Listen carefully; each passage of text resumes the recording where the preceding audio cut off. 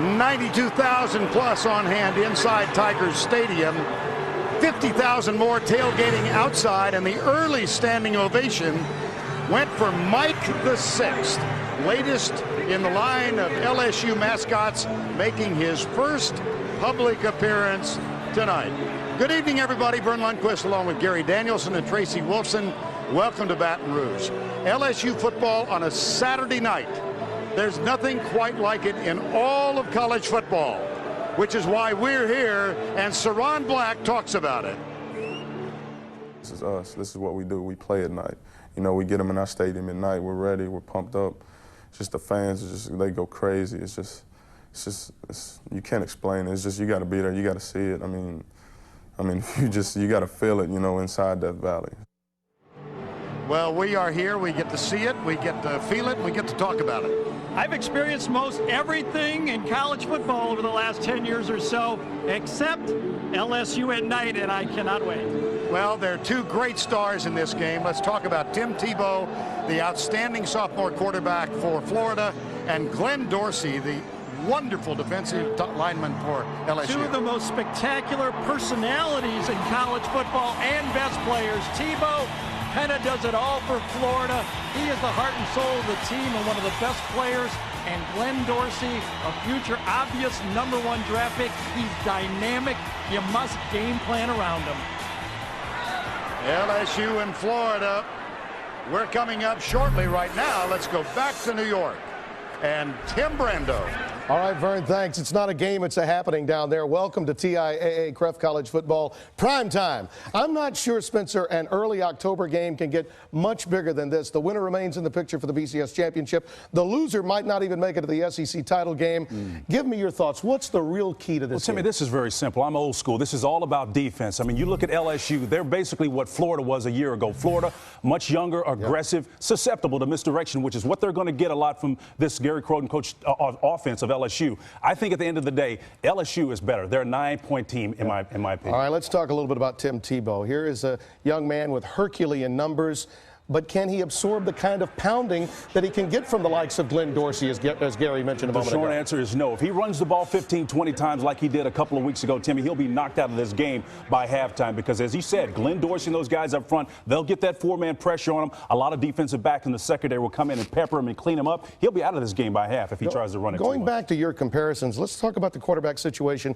at LSU. In a manner of speaking, they have their version of Tim Tebow and Ryan Perrilloux. Expect to see him early and often in this game. The reason Matt Flynn's still nursing that high ankle sprain, and because of that, his accuracy has been at issue, and not having his best wide receiver, Early Doucette, has also been problematic. I don't think that's going to be an issue, Timmy. Early Doucette has been out of the lineup for the last 2 weeks running, so that timing issue, they're not going to risk that. They've got other playmakers. Together, I think they've got enough to win, as I said, by 9 points or more. A big day in college football. Let's check out the action in a few other stadiums and some surprises. USC and Stanford, of course, Jim Harbaugh and Pete Carroll have been having their verbal jab since the summer. 3-0 early. Trojans with the lead in the second quarter. Wisconsin and Illinois. How about the Fighting Soaks? Player Soaks? from you now. Rashard Mendenhall is going to take the pitch. 160 yards rushing, 33 receiving. He had a banner day today, Timmy. Tyler Donovan, though, will find Kyle Jefferson in the end zone. 43-yard strike. Now remember, Wisconsin had won 14 in a row. Longest streak in Division 1A. Here's number 5 again. Third touchdown of the day. They've got Iowa next, and then Michigan at home. I tell you what, I'm liking them right now. Ron Zook has brought SEC speed into the Big Ten. Look out, they are unbeaten. Oklahoma and Texas, Colt McCoy looking for Jermichael Finley again. This would give them a 14-7 lead. Here's number 7 from Vegas. Lucky 7 on the outside, jumping over folks. DeMarco Murray's going to take the handoff. He's gone 65 yards. He shows you the speed right there. An outstanding running back. Timmy, he's a great one. Backside pressure, Spencer. Look out. But Sam Bradford fires a strike downfield to Malcolm Kelly. That would be the game decider. Texas is 0-2 in the Big 12. In a game seen earlier here on CBS, Tennessee and Georgia. Take a look at this. Ainge fakes the handoff, gives it to Lucas Taylor. This broke the game over. It really did. LaMarcus Coker takes it in from 56 yards out, and Arian Foster was bullish. Well, we talked about it was going to be Georgia's running back, but Arian Foster goes in his third touchdown of the day. That put him up 35-7 at that point in time. Just listen, Thomas got knocked out. Thomas Brown got knocked out of the contest. Georgia, when he left, their game plan went with Balls had 190 rushing yards today. South Florida, the annual running of the Bulls on Saturday. Benjamin Williams, this guy is spring-loaded. Look at him spinning in traffic there. This touchdown is going to put him up 28-17, his third of the day, and he's going to come back on the backside of this play again with another one from 10 yards out. And I'll tell you what, Central Florida next, and then look, this team right here, from start to finish, I don't think there's been a better job building a team from scratch in America. Jim Levitt's done a remarkable job. They do play at Rutgers in 12 days, so keep an eye on that one. Bowling Green and Boston College. Matt Ryan just keeps on keeping on. 4 touchdown passes en route to the route they get Virginia Tech in a couple of weeks. Syracuse goes down to West Virginia 55-14. Pat White was injured again, aggravating that rib injury that he had a week ago. Virginia Tech and Clemson. And in this game, Colin Harper has been intercepted. He's been peppered, you name it. This is a 32-yard return for a touchdown by D.J. Parker. And Beamer Ball is back. It's back. 3 returns for touchdowns. Still looking for that big block punt, though. But here comes the outside run here. Look, this is what Beamer Ball is all about. Special teams, closing down in the lanes. When you get them conversion, you're bouncing to the outside. Victor Harris doing the job. 100 yards for the touchdown. This put him up 24-3. Vodtech. And they really hadn't been doing that this season up until now. 31-8 at the half. Spiller and Davis, just 2 yards between them at the half. Imagine that. Cougars taking up. Look at Wazoo's Alex Brink. Into Darren Frischneck, 14 yards the touchdown. It's 17-14. Rudy Carpenter's going to deliver a little short pass to the tight end Brady Conrad. 20-17. Coming down to Cases. And it's Thomas Weber drilling a 37-yarder. Breakout Arizona State, one of 3 unbeatens in the Pac-10. Erickson just wins wherever he goes. Doesn't he ever? Kansas and Kansas State, 30-24, fighting Manginos, 5-0 for the first time in a dozen years. Well, coming up, we'll get you caught up on more of today's action. And as we draw closer to the battle in Baton Rouge, number 9 Florida in Death Valley for a meeting with top-ranked LSU.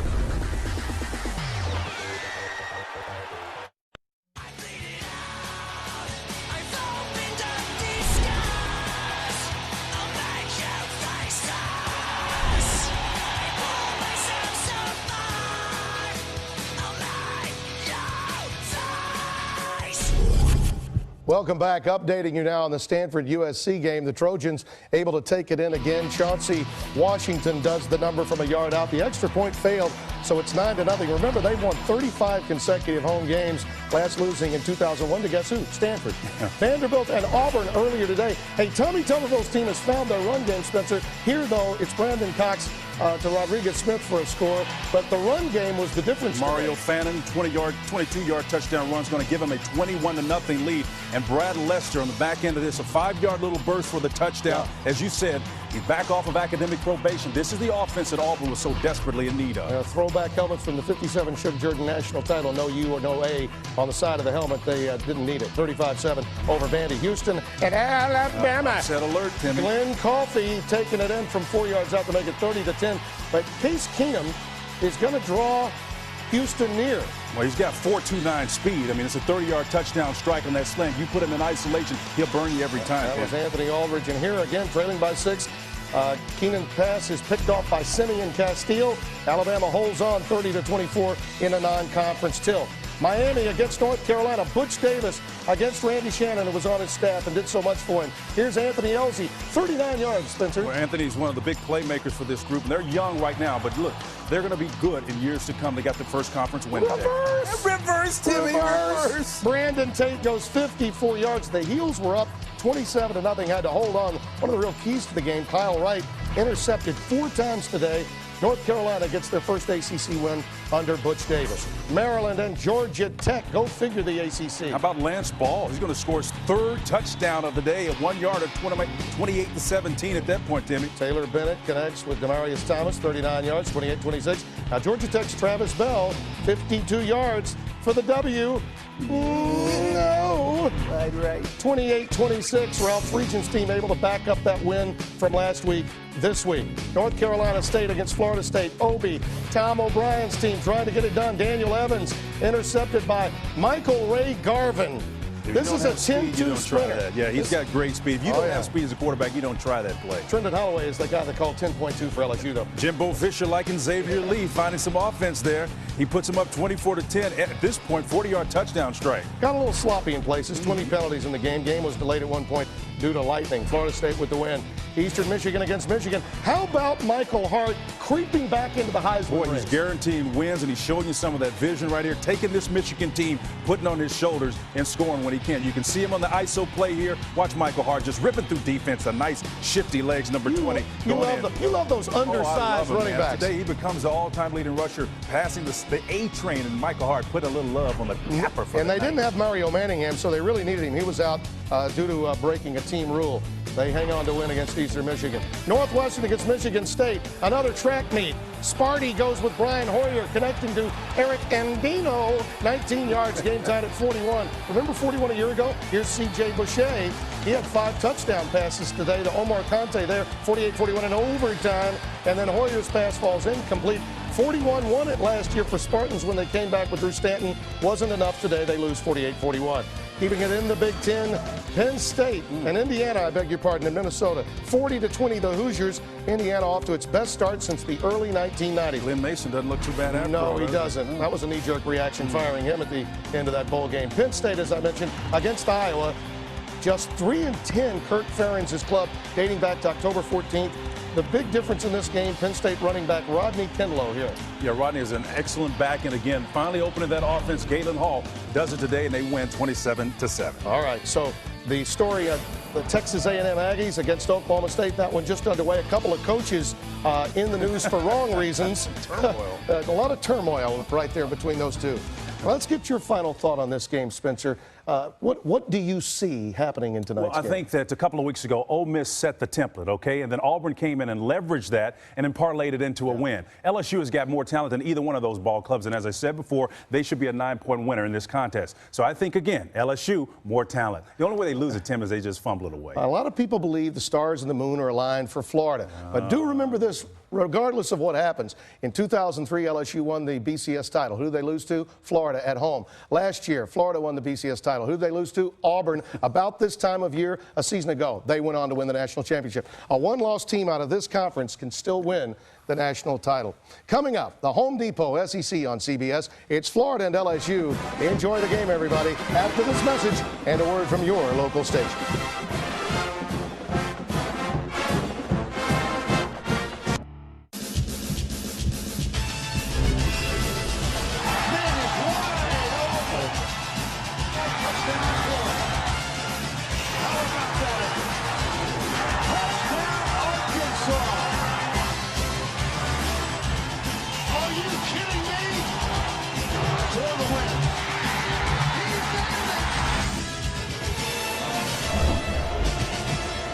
We welcome you to the Home Depot SEC on CBS.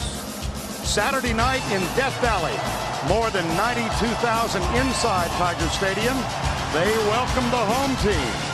And tonight, the opposition provided by the group from Gainesville, the Florida Gators.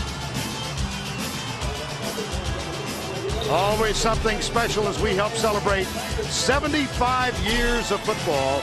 The SEC on CBS tonight, the Florida Gators against the Tigers of LSU. Good evening, everybody. Vern Lundquist along with Gary Danielson and Tracy Wolfson. For the first time in 48 years, Halloween night of 1959, the Tigers have a home game as the top-ranked team in the country. Then they defeated third-ranked Ole Miss. Tonight they get ninth-ranked Florida. Both of these teams, as you know, have excelled in this decade. Both have won national titles. That's just one reason why this night has such a promise of something special. Gary Danielson, Tim Tebow just might be the most celebrated quarterback in the country, and he means so much to this Florida team. He really does, Vern. I mean, since Vince Young at Texas, nobody has had more things put on his shoulder than Tim Tebow. This guy has to provide it all. How about from a quarterback? He provides the toughness for this team. You need a finesse play? How about a little play-action pass from the shotgun and throw it down? He gives you the spectacular, and when things needed to be picked up. He gives you the emotion. He's the guy that brings this Florida program together, and he has become the face of Florida football. He's a spectacular player. They may need more, but he's a spectacular player. Well, on the other side of the football, LSU has a top-ranked defense in the country, and it's hard to take your eyes off of number 72, Glenn Dorsey. You really can't, but you better, because as good as Glenn Dorsey is, he's not alone. This LSU defense has defensive playmakers at every level. Dyson Jackson, defensive end, Ollie Highsmith from the linebacker spot, Derry Beckwith, and then a secondary that has playmakers at safety and at corner.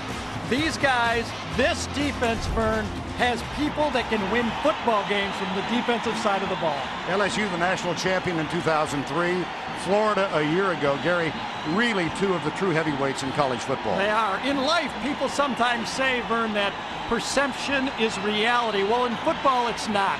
There's a perception that this great LSU team can't be beaten. We know in college football anything can happen now. And the perception of Florida is they run this spread out offense, yet they throw it all over the field. But if you look at the statistics, Florida has now become a little one-dimensional.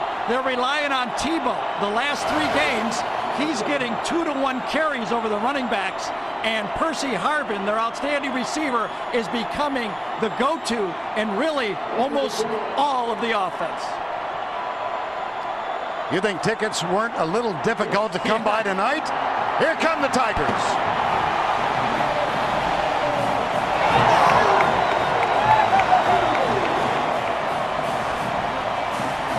Head coach Les Miles.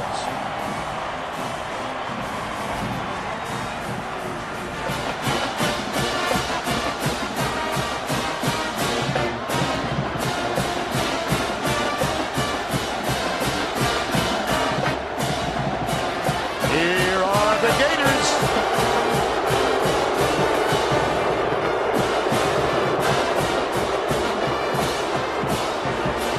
Head coach Urban Meyer. Glad you're with us. We'll be back in a moment.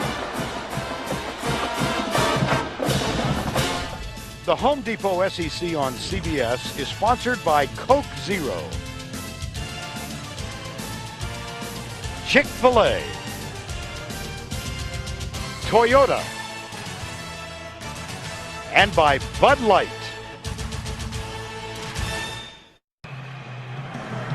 Florida and LSU, this is an annual rivalry in the SEC, despite the fact they are in separate divisions, East and West.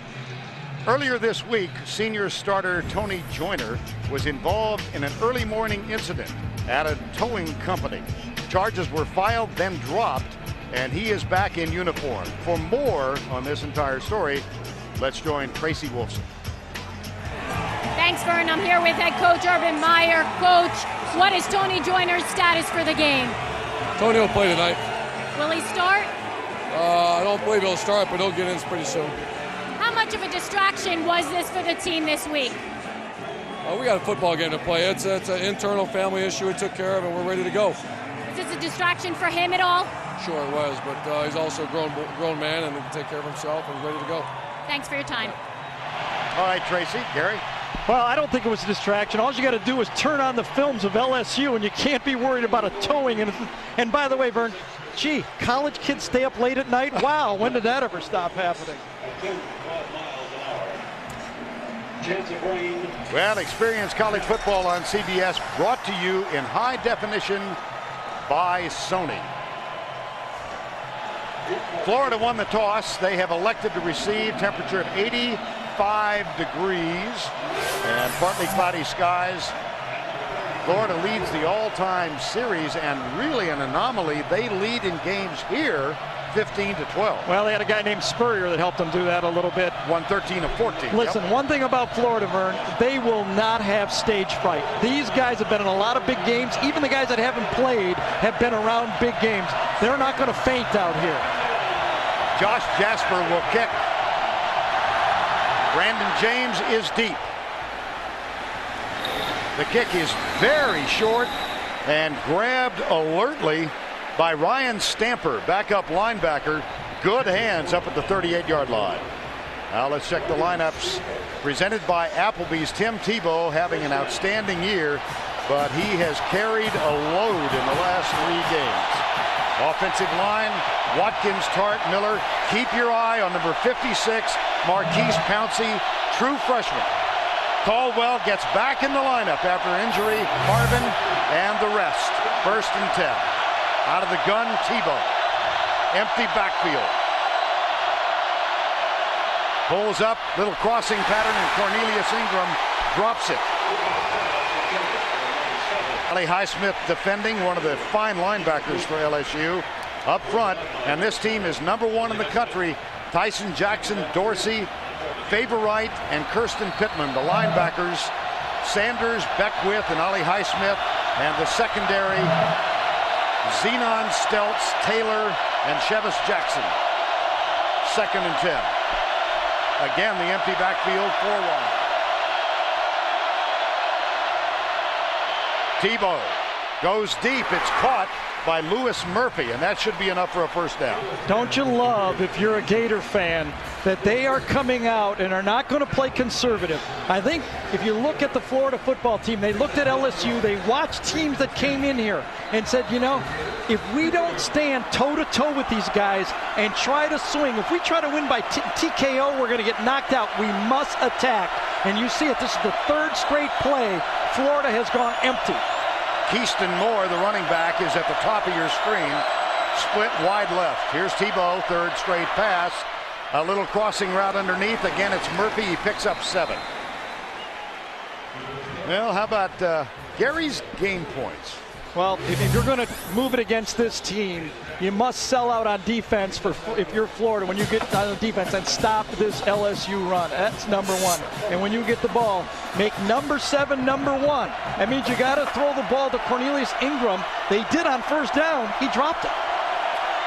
3 consecutive passing plays now for Florida. They've got a 3rd and 3. 2nd and 3. Keyston Moore goes left, and Craig Stelz is there to stop him short of the 1st down. In their win, or their loss rather, to Auburn, Keyston Moore carried the ball only 3 times for 7 yards. Well, that's been the problem. And what happened here for Florida is you get in a game on the road against Ole Miss, and because of scrambles and runs and the game was tight, they just gave the ball to Tebow. They said, let's win this game, let's get through it. Now they've rededicated the offense to spreading the ball around. 3rd and 1.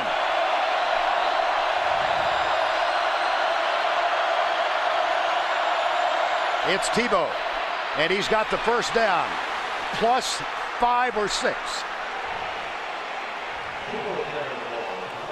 Well, we said toughness is provided by the quarterback. What happened here is Florida went on balance line with 3 tackles in the football game.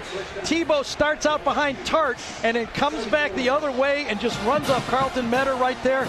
Tebow going downhill, running at the LSU defense. That's the game plan. Don't run wide, run right at him. He picked up 8. It's 1st down inside the 30. Opening drive of the night. Keyston Moore joins Tebow, now comes to the right side. They ride Keyston Moore, give it to him. He slips a tackle. He's got another 1st down at the 25-yard line. That's back-to-back runs against the top-ranked run defense in the country. See, Florida kind of just got trapped by going to their great players, Harvin and Tebow. Now they've looked at the tape and they said, let's rededicate themselves to running the ball under the spread. Whoever gets it, but they must run the tailback. They must throw the ball. The tight end, Harvin and Tebow will come to you later. 1st and 10 inside the 20. 24 yards already. Timeout called by the Florida Gators. But they have had an opening drive filled with promise. As they move inside the 20, they're in the red zone in a scoreless 1st quarter. Back in Baton Rouge, where Cable Cam is sponsored by Fantastic Four, Rise of the Silver Surfer, available on DVD today. Neither Gary nor I had a role in that movie. 1st and 10 at the 19-yard line. Brandon James is split wide right. So 3 men wide, again the empty backfield. Here's Tebow with the corner.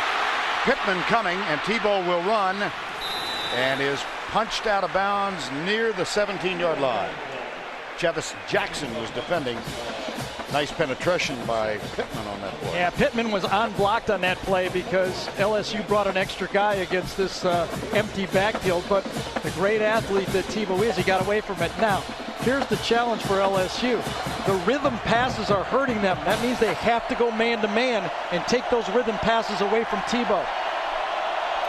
Danny McCray is in as the nickelback, number 44. And there's the freak right there, number 7. It's a tough matchup. Cornelius Ingram. Again, they run the dive play to Pittman, and Tebow is stopped. Glenn Dorsey. Well, see, that's what makes this defense for LSU so good. Their front 4 can beat Florida's front 5. See, 4 against 5, and they defeat the play. Boy, that's big guys inside. That's guys like Marlon Favorite. He's another one of those guys. It wasn't Dorsey that time. It was big number 99 that beat his guy. The number 1 note on LSU's blackboard before this game, beat your man up front. And that's what happened right there. 3rd and 6.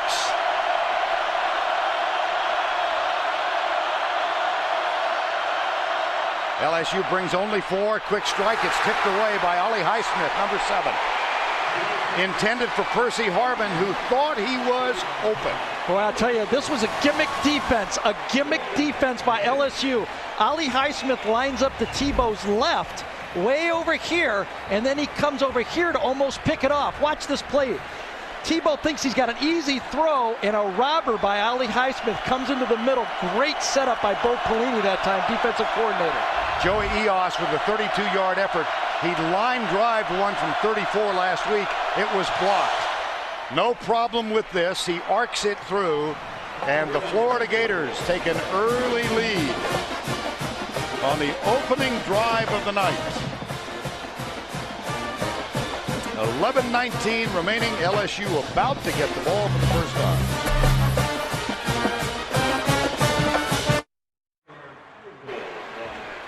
One reason Death Valley has its reputation. The LSU Tigers have won 24 Saturday night games in a row. They were last defeated by Alabama November 16, 2002. Our first visit here in a regular season Saturday night game. And Joey Eos is getting set to kick it deep.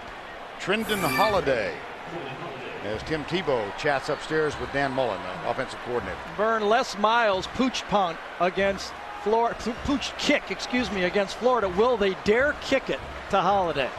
Well, Trendon Holiday finished 2nd in the NCAA outdoor 100-meter dash. They pooch kick it, and it'll be Keelan Williams. He's not a bad option. And he's knocked down as he gets to the 33-yard line. The running back, the tackle made by Dorian Monroe, number 20. Matt Flynn, undefeated as a starter. He missed 1 game with a high ankle sprain this year, the senior, and he operates behind Black, Johnson, Helms, Hitt, and Stewart. In the backfield, the wideouts rather, LaFell, Early Doucette is not starting tonight. He's still out with an injury. 1st down and 10.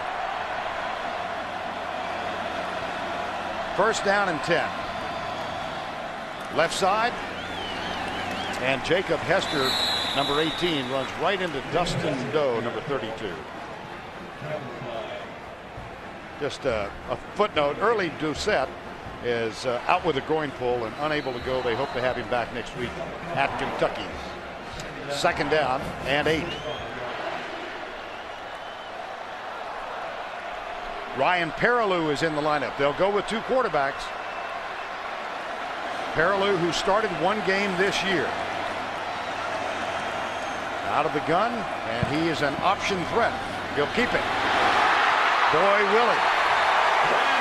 Close for the 1st down. It appears he's got it. Modern football. Boy, have things changed. You've got a starter. Florida showed the country last year that you can win a championship with 2 quarterbacks. LSU took note, said, hey, we got a great backup. Let's use this guy. Let's find ways to get him the ball. Watch this. They're even going to put another guy in. They're going to put Holiday in the game right now, too, the sprinter. He's flanked wide to the top of the screen. You use your team. Use all your weapons, all your bullets. There's Trendon Holiday, top of the screen. And Matt Flynn is back in. Stunts by the Florida defense. A little inside route intercepted. Picked off on the right side by Joe Hayden, the true freshman cornerback. It was deflected, and Hayden grabbed it. Well, this was just a woeful throw. Just a woeful throw by Matt Flynn. Wide open was Brandon LaFell. This was easy pitch and catch. Watch how behind this ball is. It's actually LaFell that gets a hand on it. It's about 3 yards behind LaFell on the play, and Joe Hayden, a great player, comfortable with the ball in his hands, goes up and gets a popsicle on that one. Wow. Quarterback goes like one like that early. It's scary.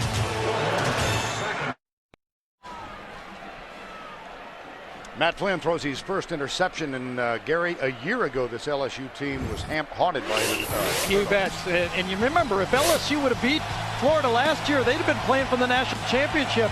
They turned the ball over 5 times, had a punt block. One part of the game, Florida scored 16 straight points without LSU even running a play at the end of the half and the beginning of the second half. So the first turnover tonight is a poor pass run by Matt Flynn, only his 3rd interception of the year, but it gives Florida a first down at the 45 of LSU. 3 wide to the left, 2 to the right. LSU brings 4, pressure, Tyson Jackson got there.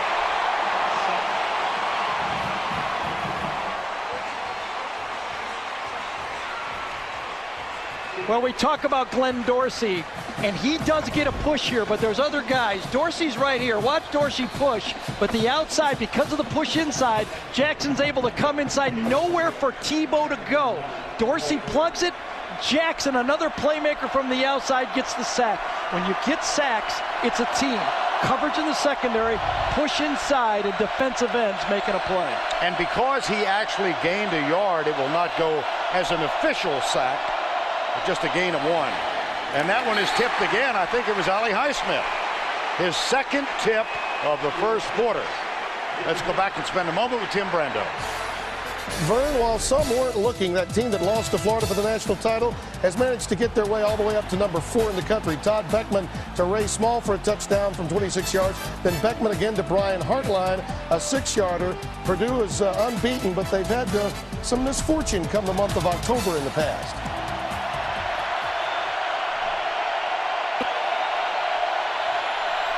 Third and 9.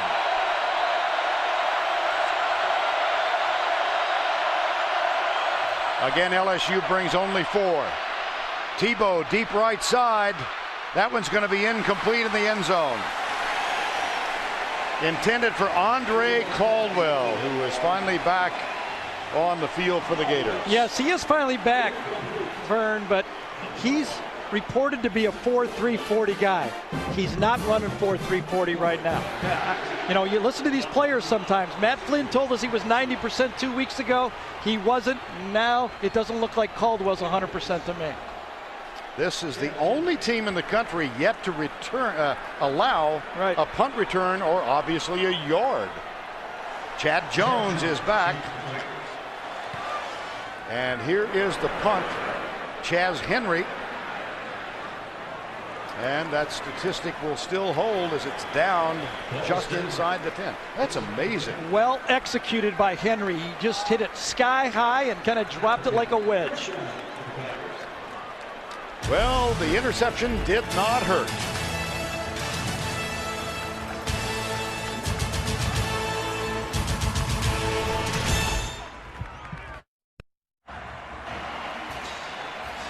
Back at Death Valley, Tony Joyner lost his co-captaincy earlier this week because of his involvement in an early Tuesday morning incident. But charges were dropped, and he's back on the field. Yeah, and also back on the field is another quarterback, Ryan Perillou's back in the game. How about this? 1st and 10 now, going with the backup quarterback. Well, Gary Croton, the offensive coordinator, said yesterday they have certain plays for him, one of which is the fake reverse. And then how about that? Hawthorne. Is that just a little dangerous? Well, not when you practice it a lot. And when you were out at practice and I was out at practice, we saw Ryan Perrilloux take about 70% of the snaps in practice on Thursday. This is Perrilloux showing what he can do well, and that's pretty simple right there. If you got an athlete makes a play like that, I like it, because this is a guy that, again, no dough in the headlights there. He came out ready to play. Charles Scott, the third string running back, is on the field. They fake to him. Flynn goes left, and he throws it low and to the outside. And here is the starting lineup for Florida on defense. Harvey, Estepinen, McMillan, and Cunningham. The linebackers, Jones, Spikes, and Doe. The secondary has been problematic. Pierre Louis at the left corner. Monroe started for Joyner. Then Major Wright, the true freshman, and Joe Hayden, also a true freshman. Second down. Trendon Holiday is in the backfield. Hands it off to Holiday, and he is caught and dropped after a gain of 1 by Javier Estepinen, number 93. Estepinen is really coming on. He's had injuries that he's battled. He's a defensive tackle. When we asked the Florida coaches, what one guy would you bring back to this team? And there were some great ones that left this team, including #1 draft choices.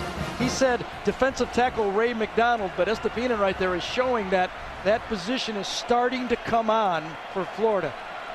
On 3rd and 9, LSU sends Demetrius Byrd, number 2, and Chris Mitchell, number 86, onto the field.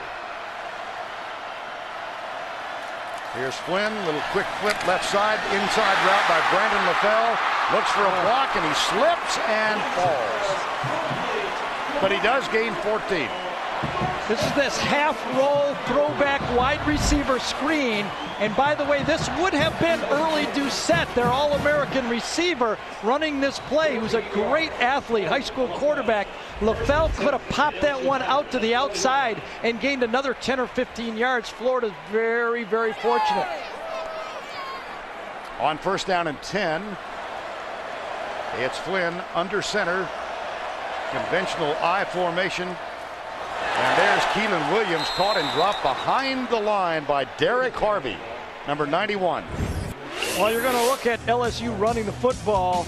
They're going to do it with a lot of different guys. Their starter and most secure guy is Hester, but Keelan Williams, their big play guy. Charles Scott has scored the most touchdowns. Trendon Holiday is potential lights out every time he touches the ball, and Ryan Perrilloux, as we've seen, can come in. But Florida does not back down in the rush game from anybody. They stop the run.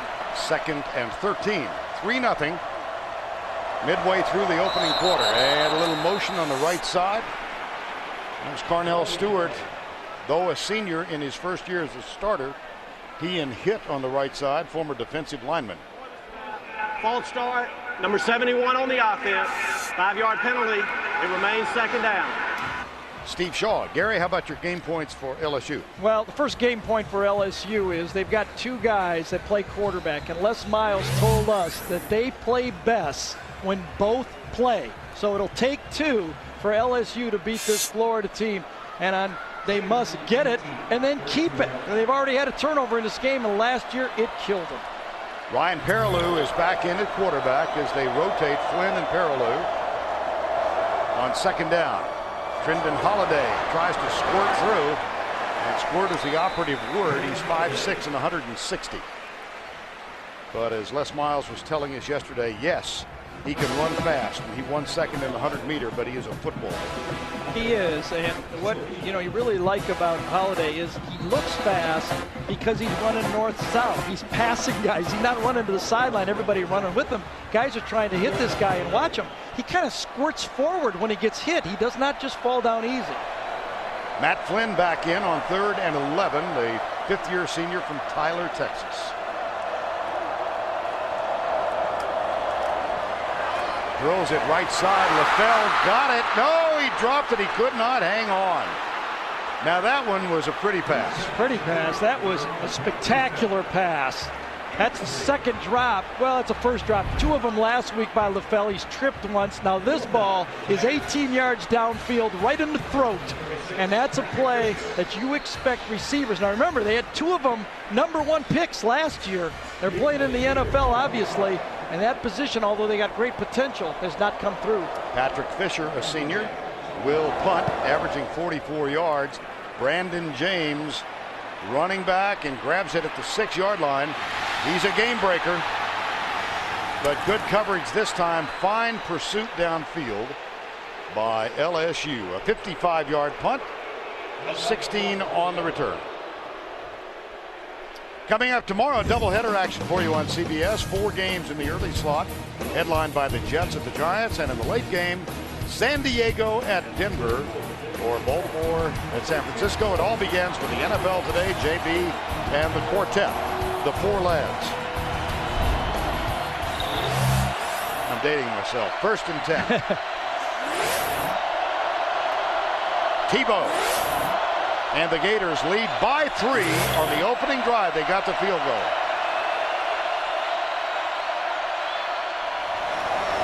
And off. That's Keyston Moore. Well, 17 home games under Les Miles here at Tiger Stadium. And in the first quarter, just to give you an idea of LSU's dominance, the LSU Tigers have outscored the opponents 174-14. Whoa. They're used to being way ahead, yes. Right? They trail by 3 here. Ingram, slot, right side. Percy Harvin goes left. They'll use him as a running back a lot. That's his 25th carry of the year, complemented by his 28 catches. Florida continues to play the spread and move the chains by running right at this LSU defense. Everybody says when you play LSU, they're so good against the run. Let's try to get to the outside. Florida has said they're so good against the run. Let's run right at them. Interesting. And they have rushed for 41 yards. That's 2 more than the average yield per game. That's the first quarter. Yeah. On 1st and 10. Tebow gives it off to Moore, and this time he's met by Marlon Favorite. Favorite, a starter in there, number 99, replacing Charles Alexander, who went out with a knee injury a couple of weeks ago. That knee injury sustained right before.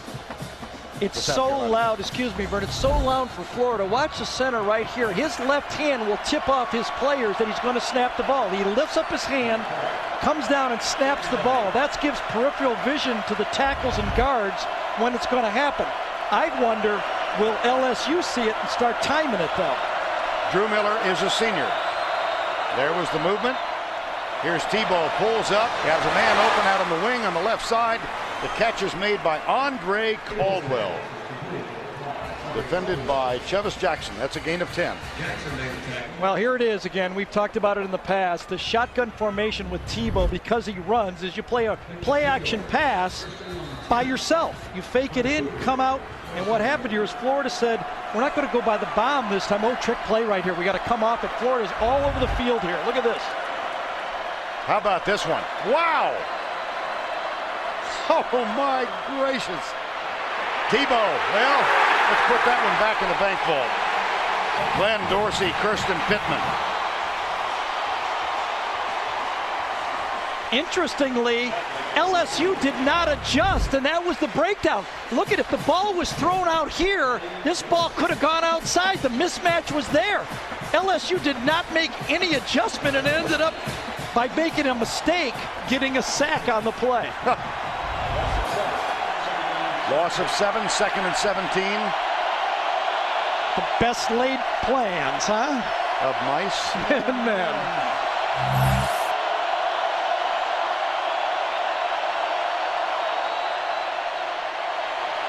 Deep, caught, Percy Harvin. They got a lot of it back. How about Urban Meyer's much quoted line in the loss after the loss to Auburn last week? The soul of a man is demonstrated when he is punched in the face. Absolutely, you got to get up. You know what's happened now, finally, by going to different guys here, Harbin was matched up against Beckwith, a linebacker. So if you're patient, you finally get your playmaker on a linebacker and delivered right to him. Florida's game plan is spectacular so far in this game. 3rd and 5.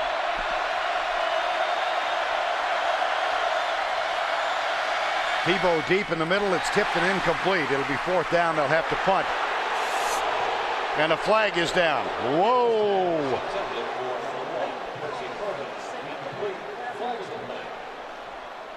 Same matchup. This time Beckwith said, I'm not going to get beat again. He grabs Harbin.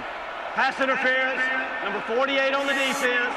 The penalty will be enforced at the spot of the foul. Automatic first down. Dan Mullen sitting up in the box has said, wow, Harbin on a linebacker? It worked on one play. This time Beckwith said, I'm not going to let him get inside me again. You cannot cover. Well, it's hard enough to cover number 1 with a corner, let alone a linebacker, and that's exactly where the ball should have been thrown. Unbalanced line right, 2 tackles to the right. 1st down, 10. Hurt and Metter. We've seen the whole variety, haven't we? Keyston Moore with another dive play. And what stands out? Just exactly what they haven't been doing, right? Before coming into this game, the last 3 games, we showed that stat. They were really, really going to Tebow and Harbin. Now they've said, we have to do it with different guys. LSU saw the numbers on defense. They're smart guys. If I could figure it out, Pelini can figure it out, right? We're gonna throw it to different guys. There's Bo Pelini. He said, wait a second. The stats said you're going to Tebow and Harbin. The reality is it's not going to Tebow and Harbin. It's 2nd down and 7. Final 90 seconds, opening quarter. They'll try it again, and Keyston Moore breaks a tackle. Not great speed, and he's caught short of the 1st down at the 30-yard line. A little more for the Florida Gators. Let's go down to Tracy on the sideline. Thanks, guys. Well, everyone has taken notice that the Florida offense has basically been two-dimensional. There's a mock official Florida Gators offense decision maker making the rounds on the internet. It looks like a twister wheel, has 6 plays on it. Screen to Harbin, reverse to Harbin. There's a Tebow left, Tebow middle. Well, we're seeing them change it up today, though. Are we ever? 3rd and 1. There's Dan Mullen, 35-year-old offensive coordinator. One-time tight end for the Ursinus College Bears. 2 tackles left, on balance left this time. And Florida has to use its 2nd timeout. So they'll play the rest of the 1st half with only 1.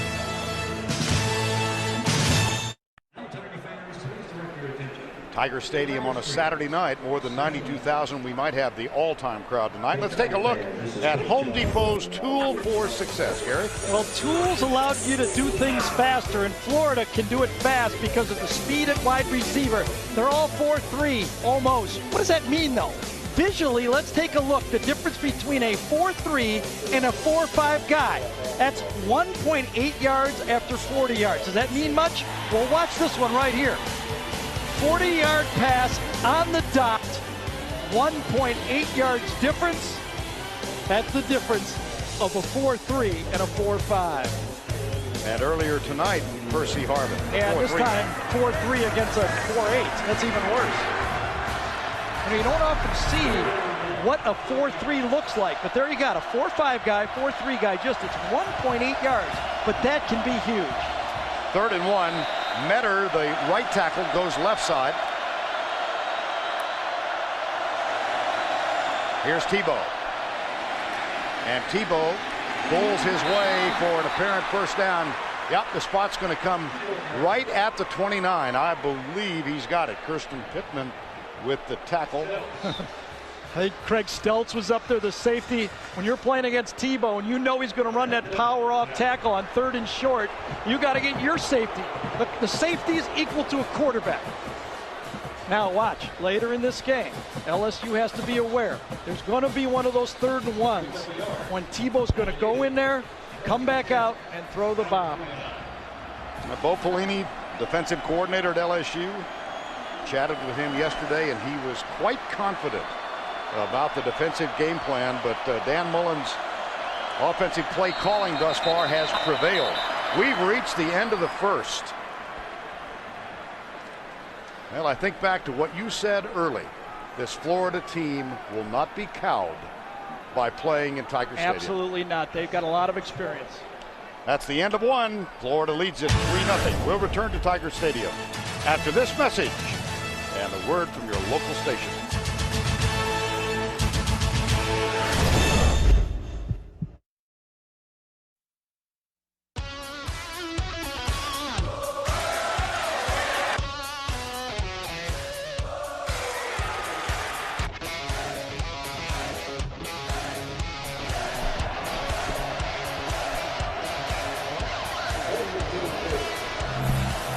Tim Tebow and the Florida Gators in charge as we begin quarter number 2. This will be the 10th play of the current drive, a first down and 10. And Tebow wants to throw, does. Harvin! First and goal at the 2.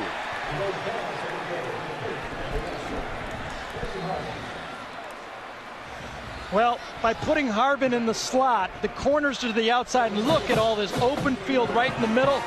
There's Harvin. Watch him go right into the spot, and a great throw by Tebow. Right now, execution is going to Florida. Game plan to Florida. Turnovers to Florida. Score to Florida.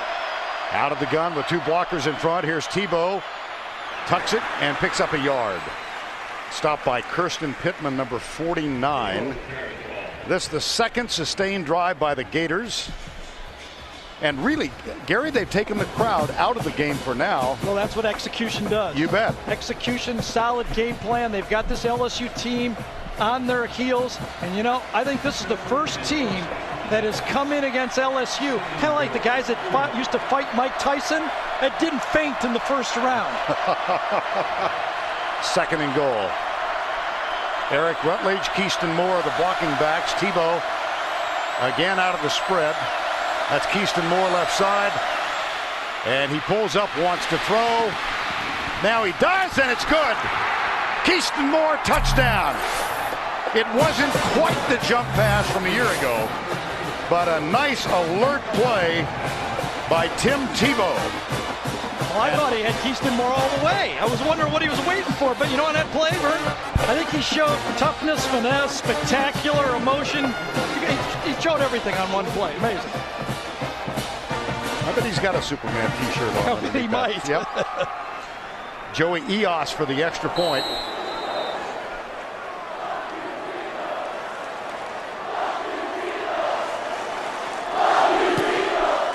Tebow to Moore for the touchdown. It used to be to get your quarterback to run in goal line, you had to run the option. Nowadays, from the shotgun, you can pass, play action, or give it to a playmaker. And last time the playmaker made the play with a guy right in his face.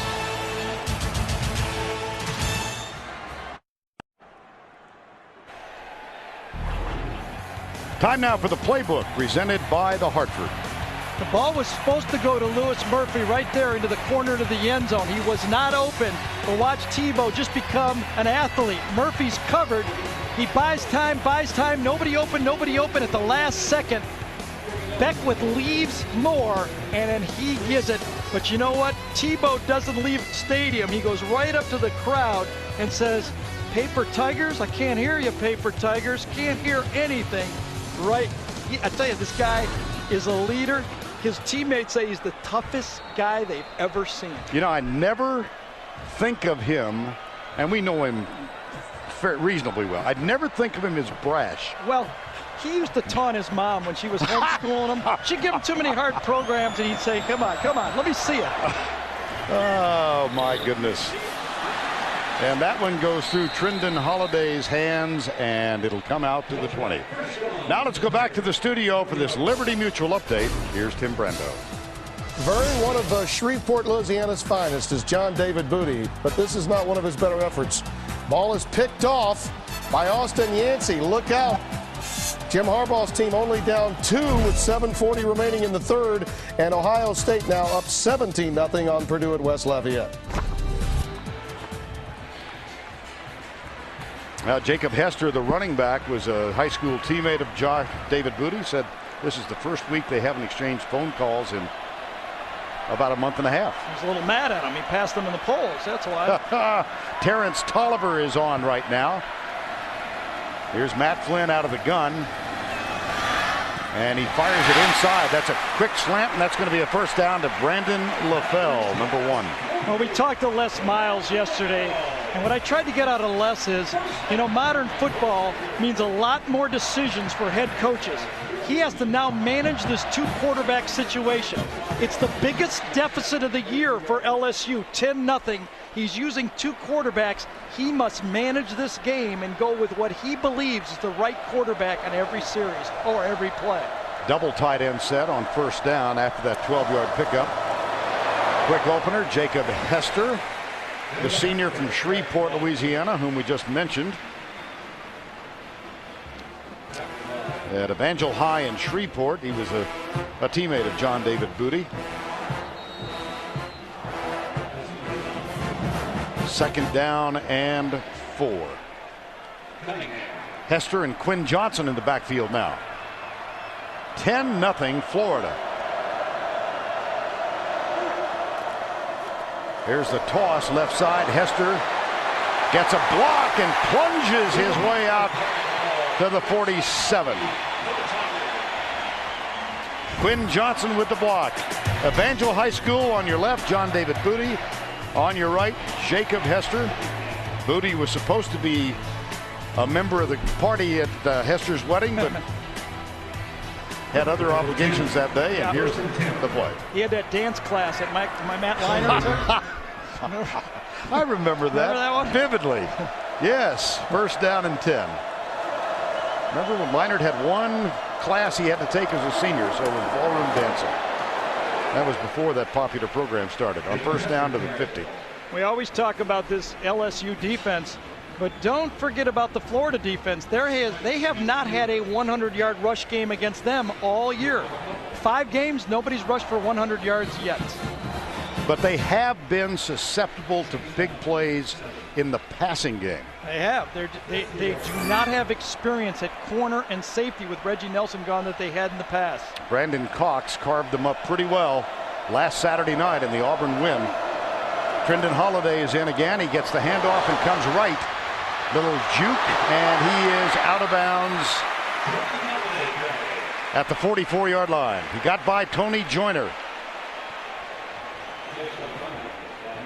I might have been selling the decision-making of Les Miles a little short. Not only does he have to manage the quarterback position, he has to manage the running back position. We pointed out that 4 or 5 different guys will run the ball for LSU. Nice pull-up there by Major Wright. Young player did not hit Holiday out of bounds to get a dumb penalty. 3rd and 2. Brandon LaFell goes wide left. Ryan Perilou is in at quarterback, under center. Brett Helms will snap it back to him. And the change. Play clock at 1. First down, Keelan Williams. Ryan Perilou, highly recruited. First agreed to attend the University of Texas, and then changed his mind and said, I think I want to play at Baton Rouge. He guaranteed himself 4 Heismans. That's not going to happen. And he has had off-the-field problems as well, Gary. I would say that's true, but I'd also would say that he's as good as advertised. He is going to be a spectacular player, and no matter what happens the rest of this year, whether he plays more or not, he'll be ready to be a feature player next year. First down and 10. Flynn is back in. Fires that one. That's good to the 27-yard line. Jared Mitchell, who's had problems hanging on to the football, grabbed this one. A gain of 12. This was a mistake by Florida. No one lined up over the slot. Matt Flynn noticed it. Nobody there, just comes right down right there. Matt Flynn says, you're not going to put anybody over the slot. Mistake by Florida. You got nobody over them. They just deliver the ball and get an easy first down. Modern football, if you don't line up properly, you have no chance. Good decision making, and Matt Flynn's coming out of his shell. Poor early throw, but now he's getting there. First sustained drive by LSU. And they've got a first down and 10 at the 27-yard line. Here's the toss right. Charles Scott, number 32. Well, the last couple of games, this very young Florida defense has yielded a lot. 29 plays of 10 or more yards. This is so amazing to me. I thought it was a misprint. I made our guys in the truck go back and make sure this is right, and they were right. I said, wow. I didn't really realize it, but what it just seems that they're giving, you know, those short out cuts, 12 yards, 15 yards, 17 yards, and it adds up, really. Holiday is back in the backfield, flanked with Sean Jordan on either side of Matt Flynn on 2nd down and 6. 10-0 is, oh my goodness. And the wide receiver just came on the field, and flags are going to be drawn. Yeah, that's an illegal substitution. R.J. Jackson scooted out. Watch this at the bottom of the screen right before the snap. Well, LSU only had 10 players on the field. Somebody yelled it out, and the receiver is going to come into your picture. So you only got 10 guys there. 2 backs. There's the flanker. Where was I? Look at Florida makes an adjustment, but that's not illegal. That's going to be that is not legal. You got to have 11 guys, multiple formations. Did not have a receiver out there. That time, R.J. Jackson's going to get called for it. We have no idea who was supposed to be out there. 3rd penalty on LSU, and it gives them now a 2nd down, 11. 10-0. Excuse me, Les just said that was a right call. We blew it. Push back now to the 28-yard line.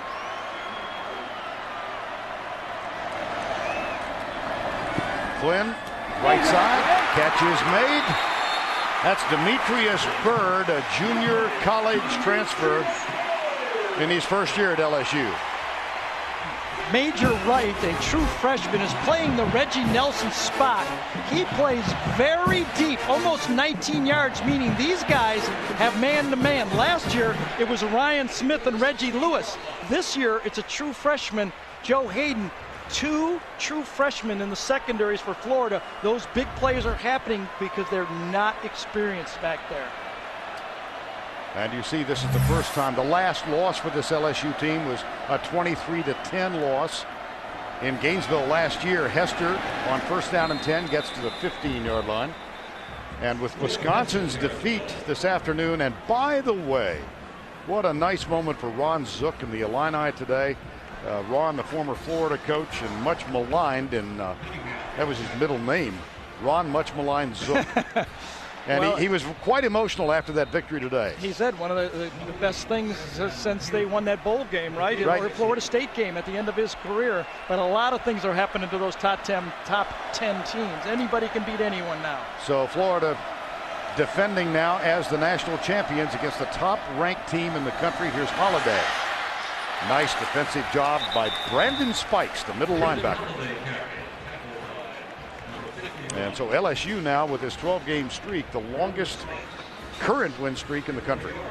Last year, the leading tacklers for Florida, Brandon Seiler, Earl Everett, okay? The 2 guys that took them pace, Brandon Spikes and Dustin Doe, they're the 2 leading tacklers. Everything is funneled to those 2 inside linebackers. They have to make the tackles. Boy, Trenton Holiday is getting a lot of snaps. He's on the field again out here. On 3rd and 8. Florida brings only 4. Inside route, Brandon LaFell to the 5. 1st and goal, Tigers.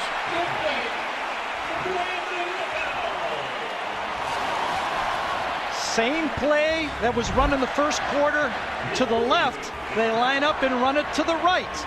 LaFell catches it. Wide receiver screen, squirts up just enough for the 1st down.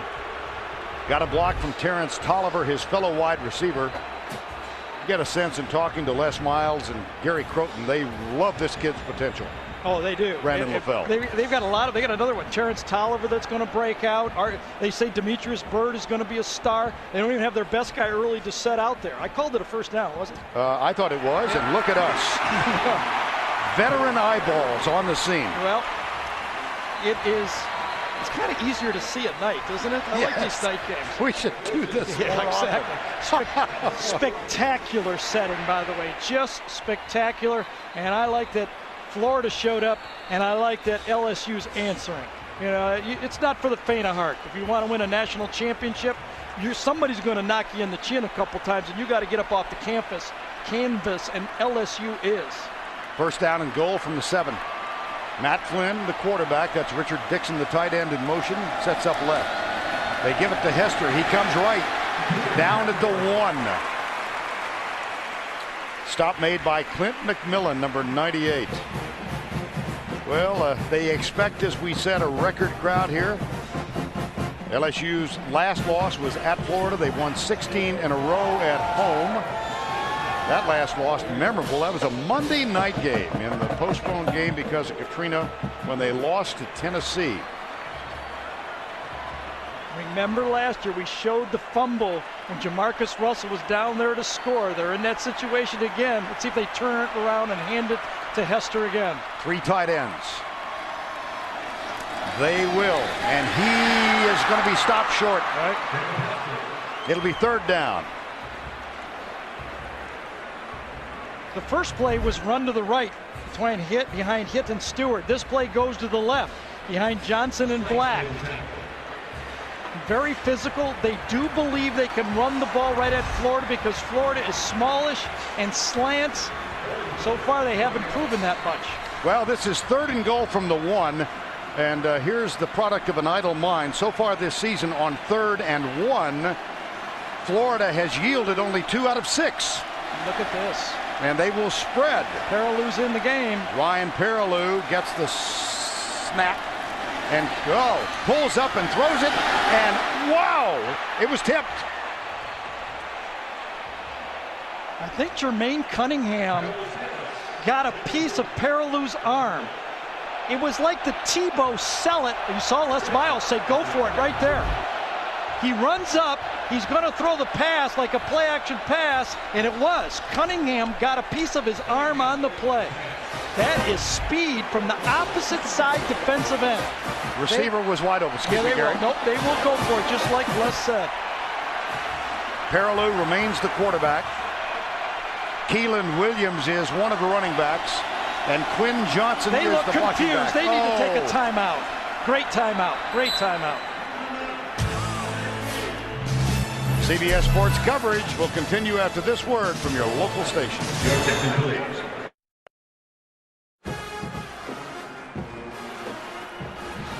Back at Tiger Stadium in Baton Rouge, 6:12 to go, 16th play of the drive a year ago in Gainesville. Gary? Jacob Hester took it down what appeared to be a touchdown, but it was ruled his right elbow was down before the ball got there. Then on 1st down, a fumble, turnover, no points. Now 4th and 1. I like going for it for 2 reasons. If you kick a field goal, you have to kick off from the 30, and if they get stopped, they might stop him and get the ball back for a field goal anyway. Keelan Williams is the running back. They'll run the option, and Perilou will score. LSU on the 16th play of the drive is on the board.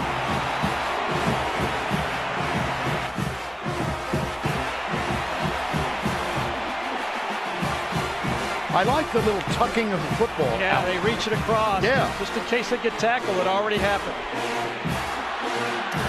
Now Colt David is on. Urban Meyer's team still leads, but potentially by only 3. Matt Flynn will hold.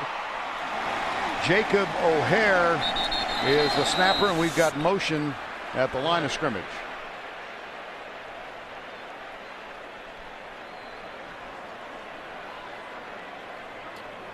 Looked like Clint McMillan might have jumped offside. Offside he does. Steve Shaw asking Les Miles, do you want to take the penalty? Want the penalty, yes.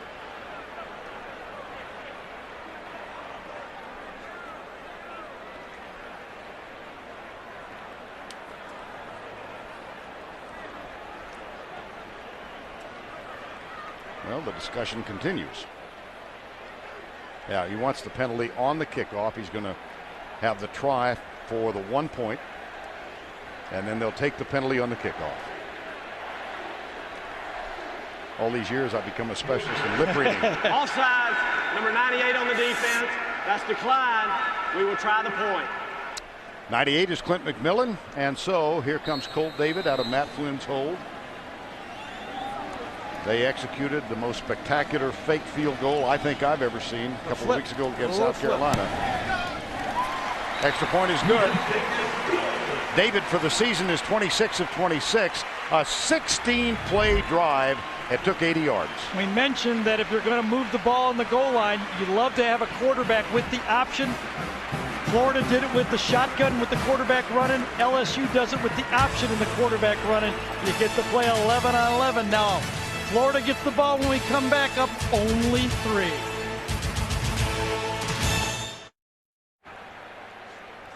Last time LSU played here as the #1 team in the country, the most famous game ever.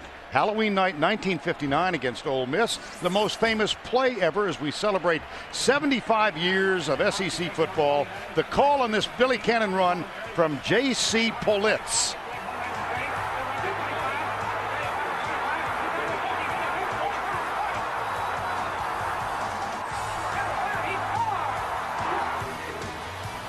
Well, as you might be able to tell, that was before the days of videotape.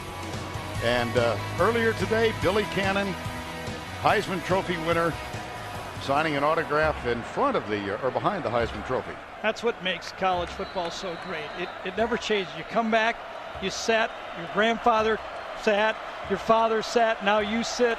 Uniforms look the same, cheerleaders look the same, the field looks the same. It's like being a Cub or a Red Sox fan. College football. I got news for you, Gary. You and I don't look the same. Not for sure. That's where the philosophy breaks down on the kickoff after the penalty out to the 25-yard line.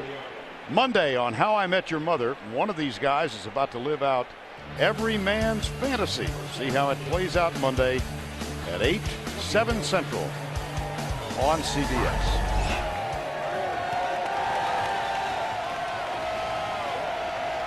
First down and 10. Tebow.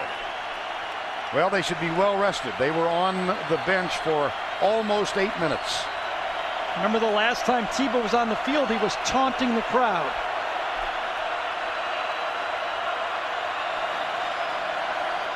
First down. Shakes the tackle, pulls up, drills it. Caught! Keyston Moore out of his shoe, but he holds on to the ball. It's a first down at the 47, a gain of 19. Now, Tebow did not just kind of run out of this sack by a DB here. This was a defensive end that Tebow got away from. Kirsten Pittman, number 49. Another spectacular play by the Superman wears Tebow pajamas quarterback out there. Moore takes his shoe and heads to the sideline. On first down, LSU showing a blitz look. They bring 5, and Tebow, how about that, getting around Raheem Alem? My gracious. Back-to-back plays. The defensive end for LSU was unblocked. Back-to-back plays. Positive for Florida. There you see it. Tebow 8, the running back 6. That's a little better balance. Harvin 2, the other wide receivers 3, but there's also been a drop in there. But by establishing the other wide receivers to begin with, Harvin has opened up over the middle. They did not start with Harvin. David Nelson is on the field as a wide out. He goes wide right with Murphy and Cornelius Ingram. The other 2 are wide left on second down and 5. Harvin goes in motion. Option play. Tebow will keep it and bangs his way close to the first down. Well, it's time now for it is going to be time. Eventually, it's always time for Aflac. The Ducks coming. Well, another drive. You know, we talked to Urban Meyer. We saw his quotes after the Auburn game, Vern, and he said our offensive line played their worst game of the year. They're on tonight. They're battling. They got a freshman guard in there, and he's matched up against the player of the year, Glenn Dorsey, a lot, and he's handling them pretty well. First down and 10 at the 42-yard line. That's Rutledge, the fullback, who sets up to the right. Here's Tebow. Again, he's got time. No good downfield coverage, and so Tebow will tuck it and run out of bounds. Oh, that's a penalty. And that's a flag. Ollie Highsmith. Absolutely. Terrible play by Ollie Highsmith, right at his ankles, too. You could get fined in the NFL with a play like that. You could almost say intent to injure on this play. Tebow's clearly going out of bounds. Watch Highsmith go goes onto the ankles, he's onto the white, that's going to be an easy 15-yard penalty. Not going to get away with that. Nope.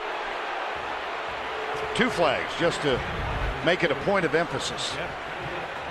So Highsmith flagged for the personal foul. And the ball will be marched. Les Miles and the other coaches were over there vehemently protesting, but no doubt about that. He had 1 foot in bounds. His other foot was going out of bounds. That's what he's saying. But when you dive from behind on a quarterback near the sideline, you're going to get it called. First down and 10. 3 wides to the right, 2 to the left. Ingram is the inside man to the left. Again, LSU with 4. The pass is dropped again. This is Andre Caldwell. That's the 2nd drop tonight.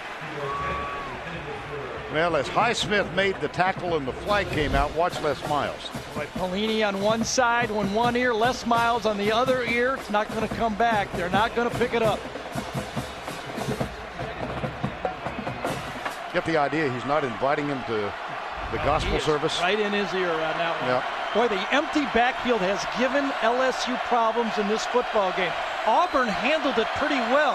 LSU has not. Here's Jared Faison in motion. Drew Miller with the indication of the count. Here's Tebow, and he wiggles his way to the 11-yard line. Craig Stelz and Kirsten Pittman with the tackle.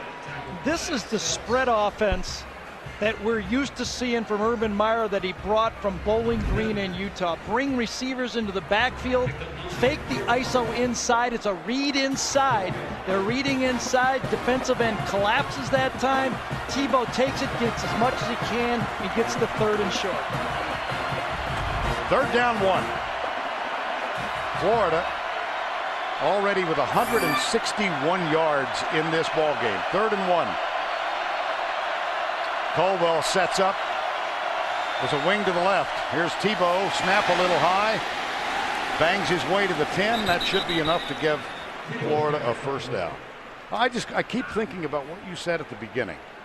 Florida, despite its youth, will not be cowed by this crowd. Well, it's because even the freshmen were around the program when they played for the Southeastern Conference Championship, or when they went and played supposedly invincible Ohio State, and they heard about it for 2 weeks. Now for a week, they've been hearing about invincible LSU.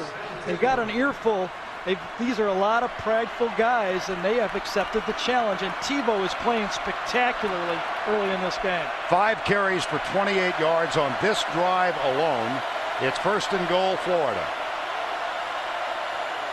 LSU brings 5. Tebow, it's tipped and falls to the ground. Tipped by Glenn Dorsey, number 72.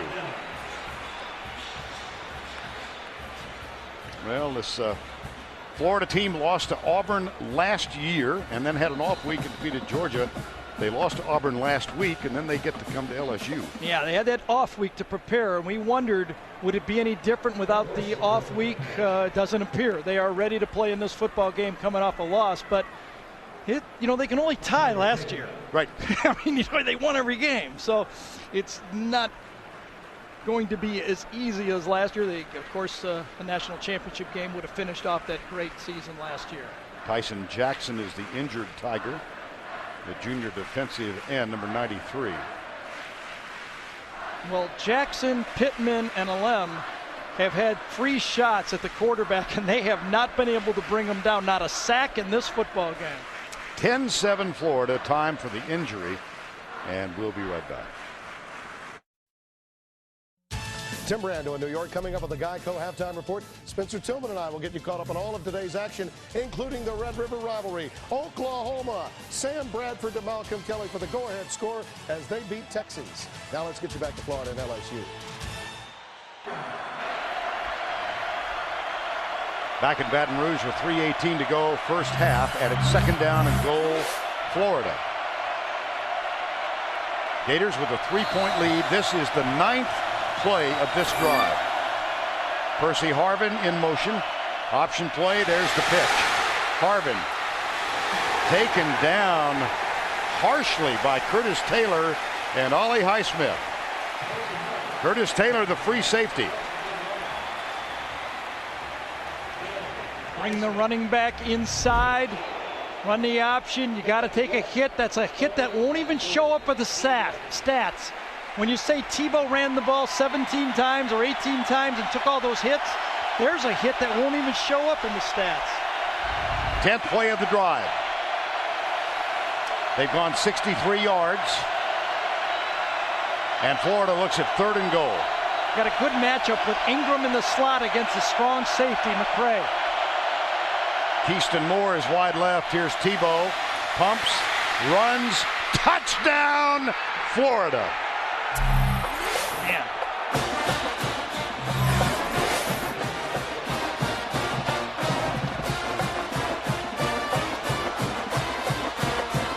I'll tell you, since Vince Young, I haven't seen a player control a football game like this. And Vince Young did it his senior year. This guy's a sophomore. Thus far tonight, Florida with a 10-play drive for a field goal, a 12-play drive for a touchdown, and a 10-play drive for a touchdown. The extra point by Joey Eos is good. He's got it all. He saw man-to-man coverage. He told us on the phone, Vern, when I see man-to-man coverage, I'm going to think scramble. He saw it. He thought it. He did it.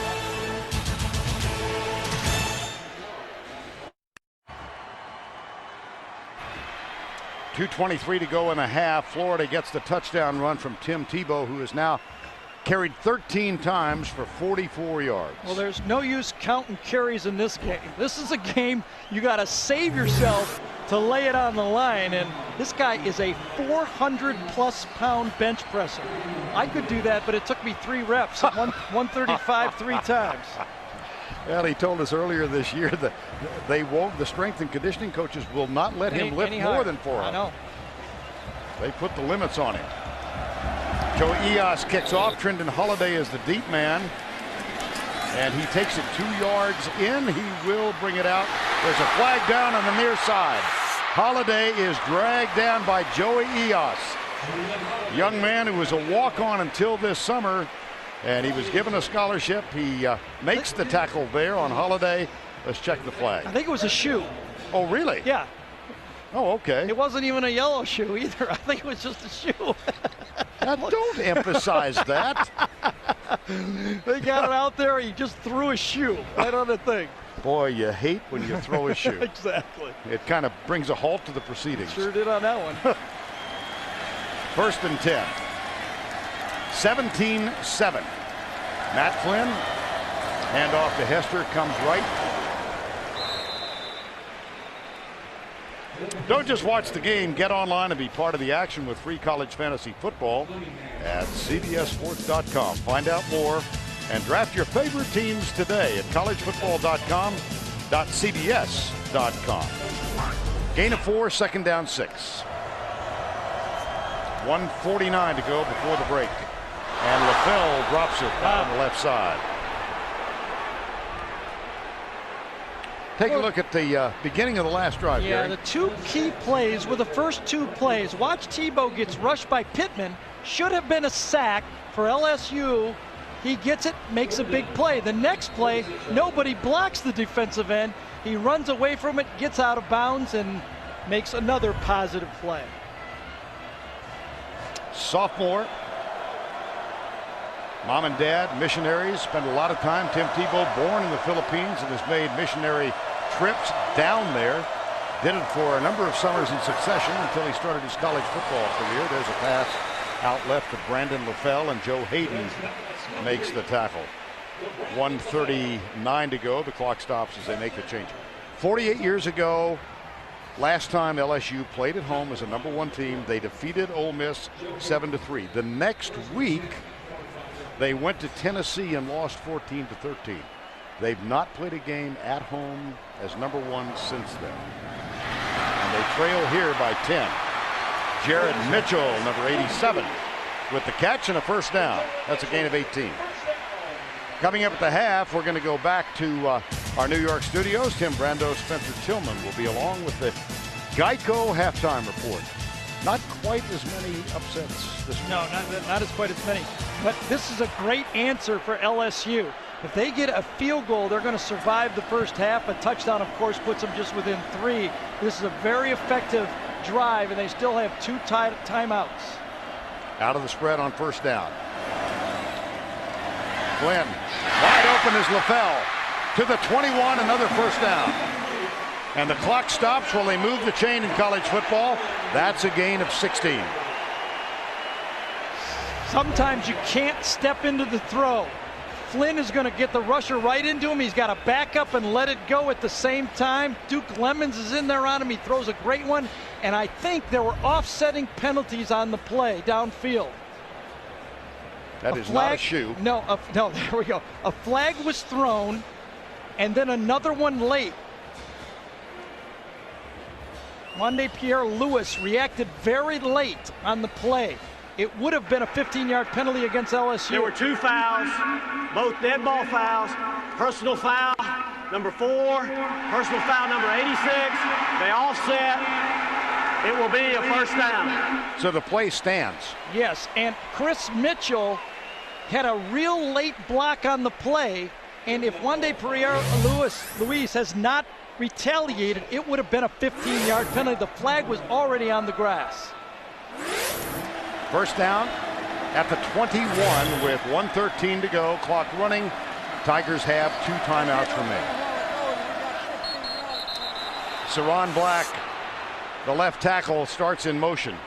You can do that if you're a running back. Yeah, here we go again with LSU's offensive line. Last week, 6 sacks, personal foul, 3 holds, and 4 false starts. Before the snap, false start, number 70 and 71 on the offense. 5-yard penalty, remains first down. There you go. 6 sacks against Tulane. They were up by only 1 point, 10-9 at the half. The 3 holding penalties and 1 personal foul. In the game so far, that's the 5th LSU penalty. Florida, none. Significant because they are a heavily penalized team. First down and 15. Hester to the left of Matt Flynn. Here's Flynn. He's got a man open, and he leads him a little too much, Jared Mitchell. So the clock stops with 48 seconds to go.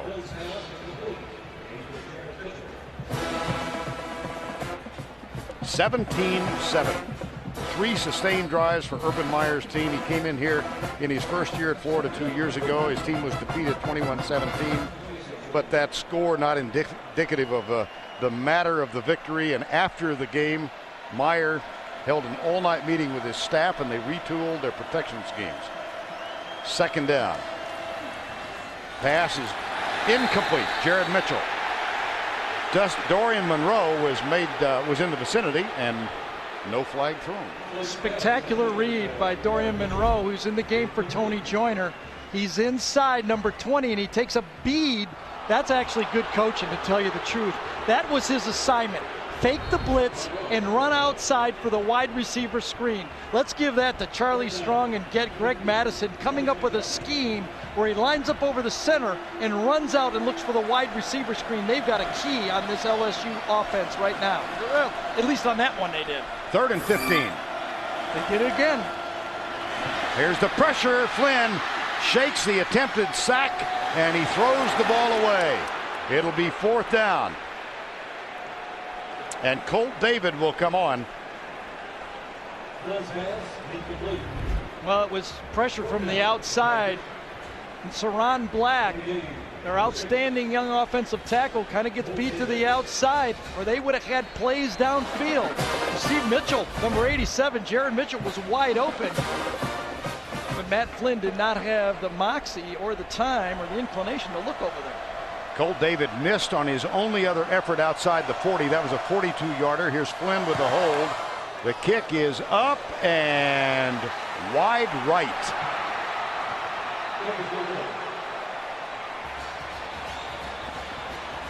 So with 28 seconds remaining, there's some disappointed looks on the fans who support LSU. Well, LSU's going to get the ball first coming out at halftime. Remember, Florida took the ball. Flynn is the holder, and this should be a gimme 3 points for Colt David. Slides a little bit, and that's a big difference. 10-point game. Now they come out at halftime 10 down instead of within 1 touchdown or 1 score to tie the game out. Looked like it was going to hook inside. He thought he made it, didn't he? Well, he hit a straight shot instead of a draw. Yes, he thought he made it. Yes, he did. I'll tell you, spectacular first half for Florida. You have to hand it to Florida. They came ready to play. And they will head to the locker room up by 10 on those 3 sustained drives. First of the game resulted in a field goal. Second in the second quarter, a touchdown, and the third 10 yards. And they were led by the sophomore quarterback, Tim Tebow. 17-7. The defending national champions lead the top-ranked team in the country.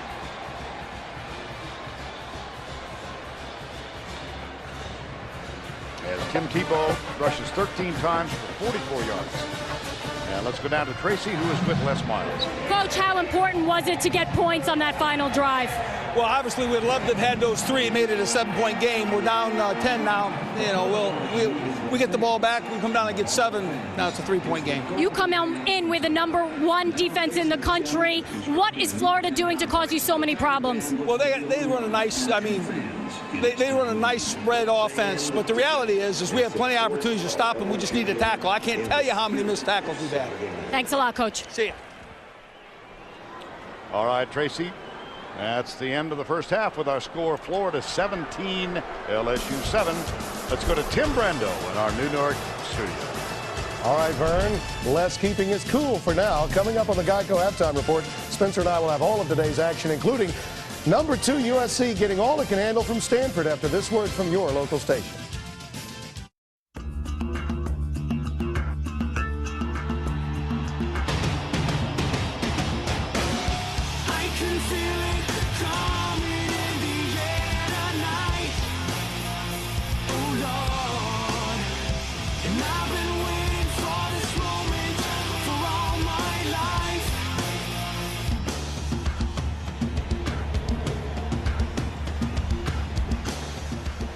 We start the third quarter. Vern Lundquist, Gary Danielson, and Tracy Wolfson. A record crowd here in Death Valley tonight.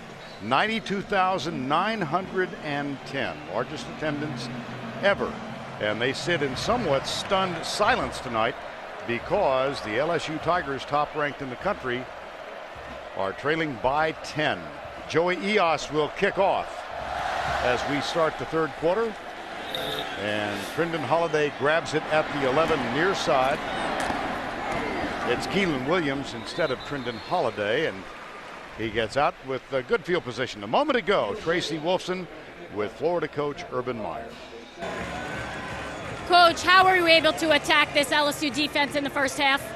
Well, Tim's making a lot of plays for us. They've had a couple guys come free and pass rush, and having an athletic quarterback that can make a play has really helped. But I think we're doing a decent job containing a great D lineman in 72, and we just got to keep them off balance, run pass. Thanks a lot, Coach. All right, Tracy, and among those who's helping is a true freshman, Marquise Pouncey at right guard. He has had a good first half, but he gets to rest now as LSU opens with the first down and 10. Matt Flynn is in at quarterback. He's got Jacob Hester as his deep back in the eye. And a little conference with the officials.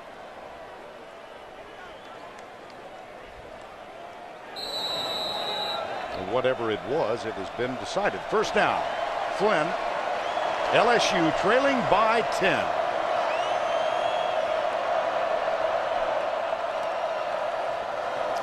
Hester comes left. Big hole. A bit of a stiff arm, and the tackle made by the true freshman safety, Major Wright. But a very nice opening now for LSU. But let's talk about the defensive side for LSU, though. They wanted to keep Florida off the field, and they've not done. No, they haven't. In fact, I wrote it down to make sure I got it right. Coming into this game, LSU had 30 of 65 possessions when their defense went out there, when they produced a 3 and out. In this game, 4 possessions by Florida, 3 of them have been 10-plus plays that led to a score. Florida is keeping the ball with play action and Tebow plays and missed tackles and all the things that Les Miles talked about at halftime with Tracy. On first down, it's Hester again. He gets to the 50-yard line. And we'll take a look at the halftime stats. Fairly even. Pass yards for LSU 102. Total yards 177 to 170. Look at this. No penalties for Florida. To the highest penalty. Florida is averaging 10 penalties a game in the Southeastern Conference. 3 games, they've had 30 penalties, none in the first half. Charles Scott is the running back. Second down. Here's Flynn, little flip out to the right side. And that's going to be good to Scott. He's out of bounds at the 44-yard line, short of the first down. Well, there is plenty, obviously, plenty of time in a college football game. The number of plays that are being run, there's probably going to be 6 possessions for LSU in the second half. If they put some points here on the board, they will be feeling good about themselves. Third down and 2. Well, Les Miles told Tracy at the end of the first half, we'll get the ball, we go down, score 7, it's a 3-point game, and we're right in the thick of it. First, they must convert, and they do.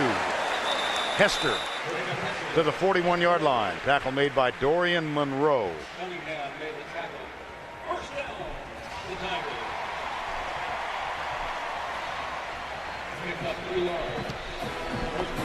Hester out. Keith Singer, the tight end, is also out. Charles Scott comes on. He's played surprisingly more than Keelan Williams tonight. He's a breakaway guy. He leads the teams in touchdowns for them. Maybe more of a home run hitter even than Keelan Williams, and a better receiver, I think. High formation. The toss goes to Scott. He goes right. Contact at the line. He breaks for an additional 2 yards. Well, last week, a stunning day in college football with 5 of the top 10 being upset. USC leading Stanford, but only by 6. California with a bye.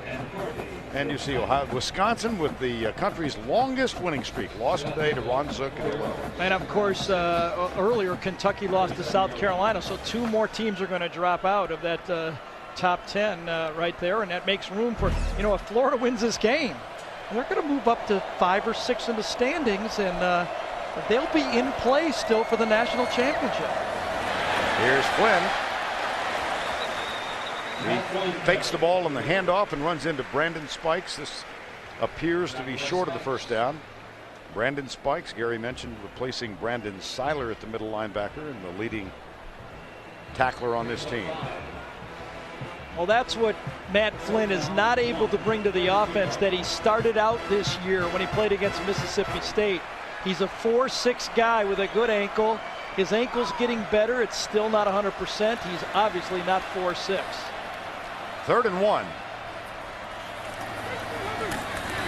Hester appears to have the first down. They move the chain again. Now then, the much anticipated appearance of the trivia question. Here's the question. In what year did LSU attain its first #1 ranking, and whom did they defeat to move to #1? All right. Moving the chains, using their players. So far it's been the running backs have been the dependable players at the start of this half. Now they bring in Ryan Perrilloux, running quarterback. You bet. Sorry. You got it. I thought you were setting me up to supply the answer. No, we were in sync there. Okay. First down, the play clock. They didn't beat it. This is going to be the 6th penalty of the night against LSU. Oh, they called time. Beg your pardon. That was probably called from the bench. Time called. LSU on a drive to open the second half.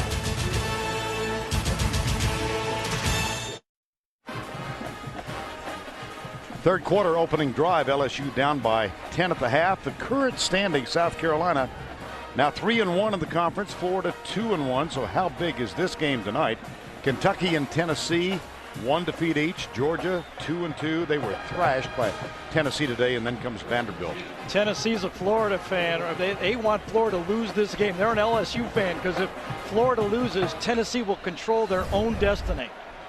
Philip Fulmer's bunch looked terrific, and especially in the first half today. Now Keelan Williams and Ryan Perrilloux are in the backfield. Here's Perrilloux, handoff Williams, and he's stuffed on first down. Brandon Spikes, number 51, made the tackle. He sure did. That was a great play, stuffing that one by Spikes. Well, you can see what Les Miles went in at halftime and challenged his team. They come out here, that's 8 plays, 7 of them have been runs. The only pass was a little flare to the outside to a halfback.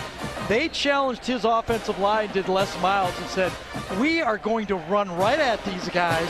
We are going to make first downs, and then we're going to score. Charles Scott, Jacob Hester. Hester plays both fullback and tailback, and he's now the short back in the I formation. Second down.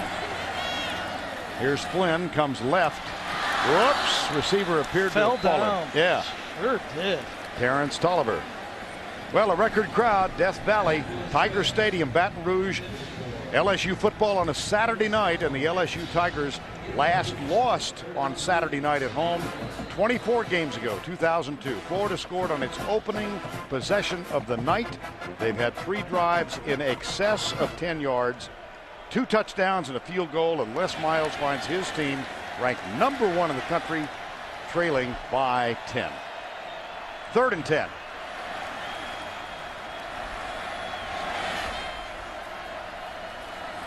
Flynn with pressure from Harvey.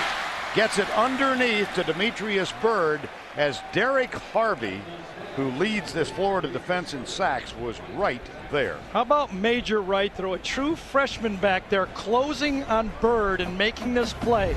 3rd and long. Harvey's going to come clean. They bring 6 guys. Nobody can block him. This is a hot. Major Wright comes up and makes the tackle. Major Wright's playing because they say at Florida that he tackles like a young Reggie Nelson. You see that sure tackle right there. Another huge try for 3 to get it a 1-possession score. Right hash mark, Colt David, who is 8 of 11 for the year. From the 41-yard, it's a fake, and Flynn picks it up. How about that? Another one. The key play in the win over South Carolina was a flip from Matt Flynn to Colt David, and they run the fake, and Flynn picks it up. He missed one. Now remember, we had a lot of questions about this. I wish I would have brought it up last week, but I'm going to make amends. The holder can have his knee down. You simulate the fake, you're allowed to get up. It's the only time your knee can be down, and you get up and run the ball. Les Miles dials the fake and gets the play. Flynn with the run out of the fake, a first down. And now Flynn is under center. 1st and 10. Come left, Jacob Hester to the 13-yard line.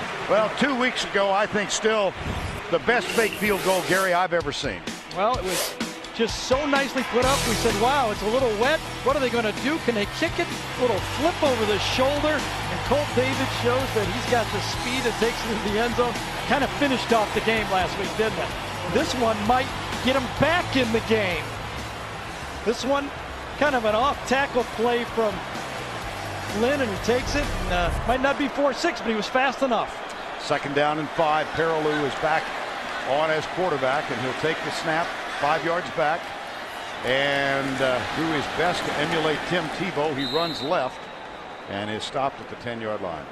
With those stunting front guys for Florida, they are moving, and they are moving fast. LSU's now finally getting a hat on them. Finally, they're getting used to that speed up front, and they're just pushing them up front. Brett Helms, the center, does a great job of rooting out. Watch him right in the middle there. Gets his guy, gashes it up, hit comes up. That's how you run the ball up front. You anticipate that movement, and you take them where they want to go. Opening drive of the second half. This is the 14th play. 3rd down and 3. Here's Flynn rolling right. Looks back to the left underneath, and there's contact at the 6-yard line. That is going to be pass interference. The play intended for Richard Dixon. Joe Hayden was in perfect position on the play. Florida smelled this play. Throw back to the tight end, a play that LSU has used earlier. Number 12 on the defense. The penalty will be enforced at the spot of the foul. Automatic first down. I thought it might be intercepted when this ball was thrown. Joe Hayden was right in position. Ball's thrown. He could have stepped inside and got it. You can see he hits Dixon way early. A little bit of panic by a young player. A smart corner right then, or maybe a more experienced corner, would have ran right underneath that and picked it off. Matt Flynn helping the official just in case there was hesitation. There's the point we've made, 49 team penalties.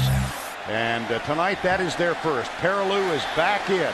First and goal LSU. Timeout LSU. Oh, did they get time called? Was it called? Yes, it was. I think it was Bo Pelini ran down to the 5-yard line to call a timeout. He did not like his group in there, but that's already 2 of them by LSU. They want these points.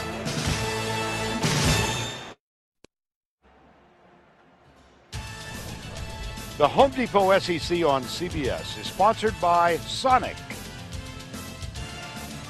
Dr. Pepper, the new AT&T, and by Pontiac. LSU ranked #1 in the country, playing at home against the 9th-ranked but defending champion Florida Gators. They have taken the opening drive of this third quarter. This will be the 14th play of the drive. First and goal from the 3. 10 runs, 3 passes so far.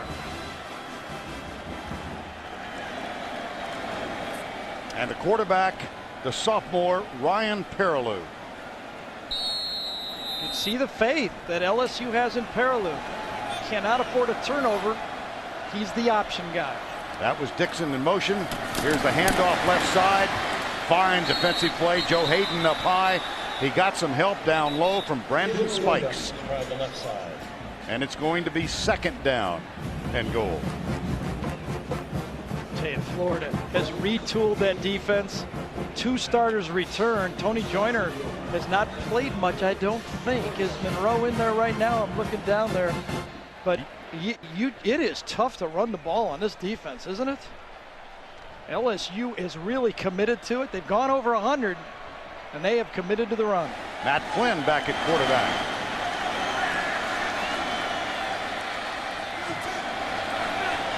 Second and goal. Little toss left side. Keelan Williams strolls in for the touchdown.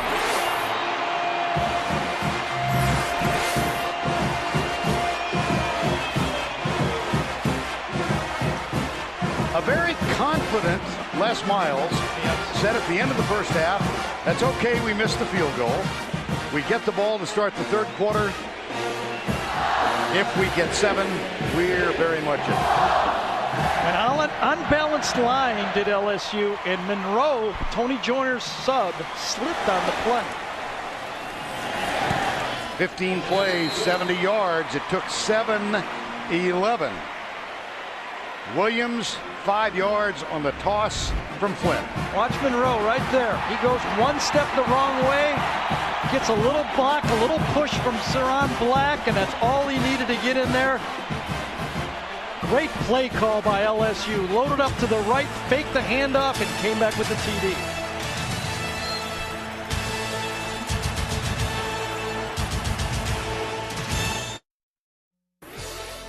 Tim Brando in New York. Stop the presses. 4th and 20. Stanford's Tavita Pritchard. A backup quarterback to Richard Sherman. That's on 4th and 20. Then on 4th and goal with time winding down, Mark Bradford. Touchdown, extra point good. A team that was 1-11 a year ago. Jim Harbaugh's club wins over #2 USC. Shake it up again, Vern. All right, Tim, that is astounding news. And while we were away, the score was announced. Here, watch and listen to the reaction. This is in reaction, part of it, to the announcement on the public address, and on the sidelines, this LSU bunch went berserk. And so did he. Or she. Oh, we're having another Richter moment here, aren't we? Is there an earthquake somewhere? Look, decibel levels you got, dial tone. And then they announce, and look at that thing go up into the hundreds when they announced it. You know what? Just shows you it's a national game in October. And the kick, Brandon James gathers it in at the 8. And taken down at the 24. Well, let's go down to Tracy on the sideline. Trace? Guys, how loud can this place get? Well, there's no decibel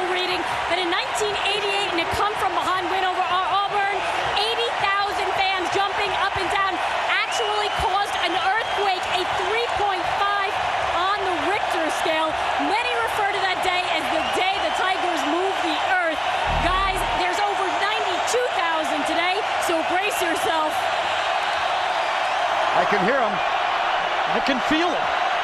First down, Tebow and the Gators lead by 3.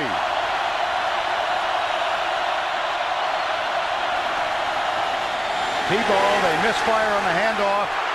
It'll be second down. I have a question for you now after that win by Stanford. Which is the more stunning?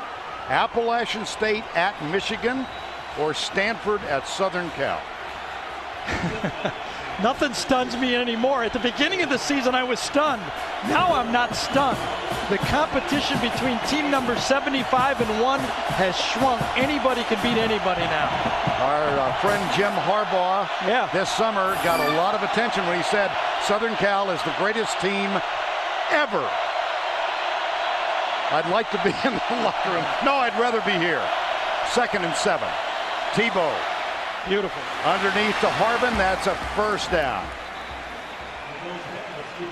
Well, Tim Tebow has quieted the crowd right then, but in the first half, he was doing it quite regularly. He scored and he says, I can't hear you guys, taunting them. He calling them paper tigers, it looked like to me. Writing on a piece of paper, he does not back down. The guy has no back down in him, I'm telling you. 1st and 10, Florida, up by 3, 17-14. 6:40 to go, third quarter.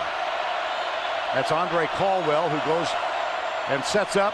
They hand it off on the dive play to the left guard. Well, how about Tim Tebow's first half? Well, there was some missed tackles, but they were caused by a guy that can break tackles. He showed the passing ability, the playmaking ability, and then the scrambling ability. He showed it all, why some people consider him in the race for a Heisman. I think he is too, personally, even though he's just a sophomore right now. Well, he becomes very much a part of the conversation if Florida wins tonight. Yeah, he's got 11 guys in front of him that are trying to keep him from that one tonight. 2nd and 5. Oh, my gracious. What a quick opener, and Keyston Moore all the way to the LSU 37-yard line. That's a gain of 20. The game plan, run right at the middle of an All-American, Glenn Dorsey. It's an option read. They're reading Dorsey. There he is right there. Let's see how they block him. They put a man on man. You see Dorsey stands up the guard, but by the time he looks for Tebow, the back is by him. That's what that slant, veer option, whatever it is, right in the middle, has caused problems for this LSU defense. Empty backfield, 3 down now for LSU.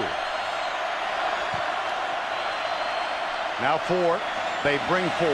Tebow, he's got a man, Cornelius Ingram, and he will go in untouched. How quiet can 92,000 become?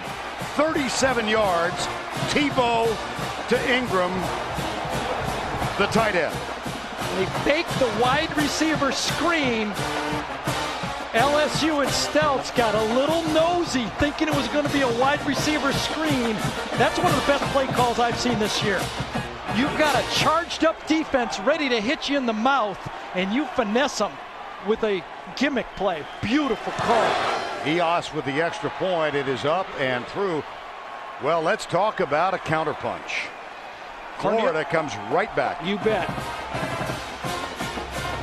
Here it is right here. Ingram's going to come out, gets into the backfield. You see everybody nosed up to the middle of the field. They think it's a wide receiver screen, and Ingram walks in.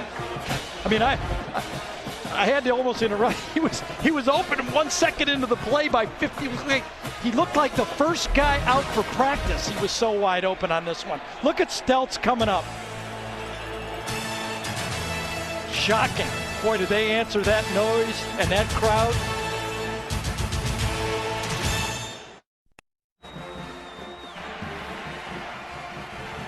Lewis Murphy on the left, blocking the view of Cornelius Ingram on the right. The guy who threw the pass is talking to the offensive coordinator, Dan Mullen.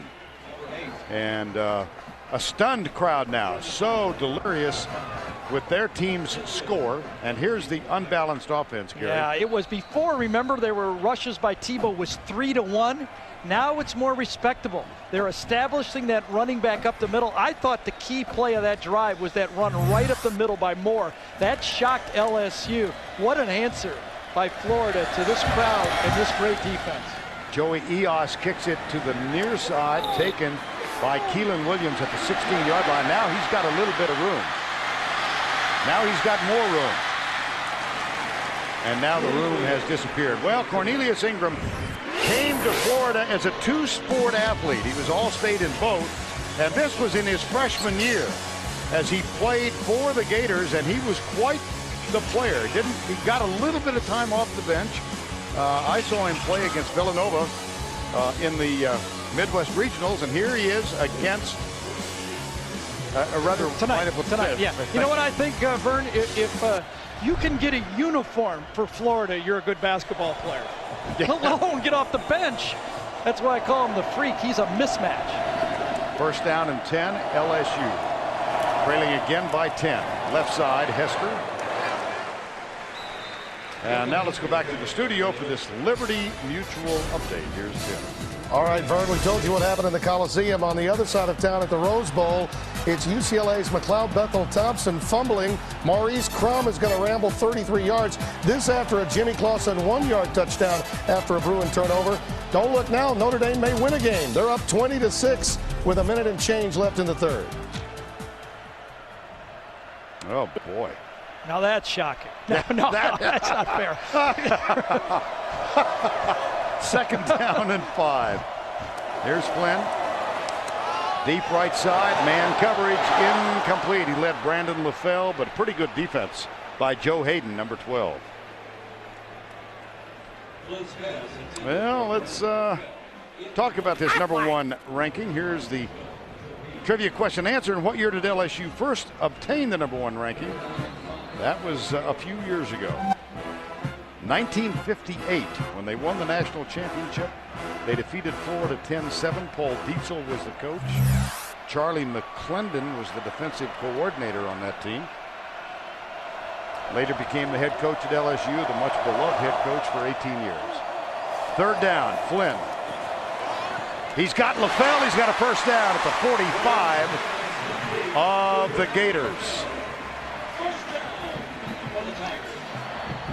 Brandon LaFell has had a couple drops, but he has to be their go-to guy.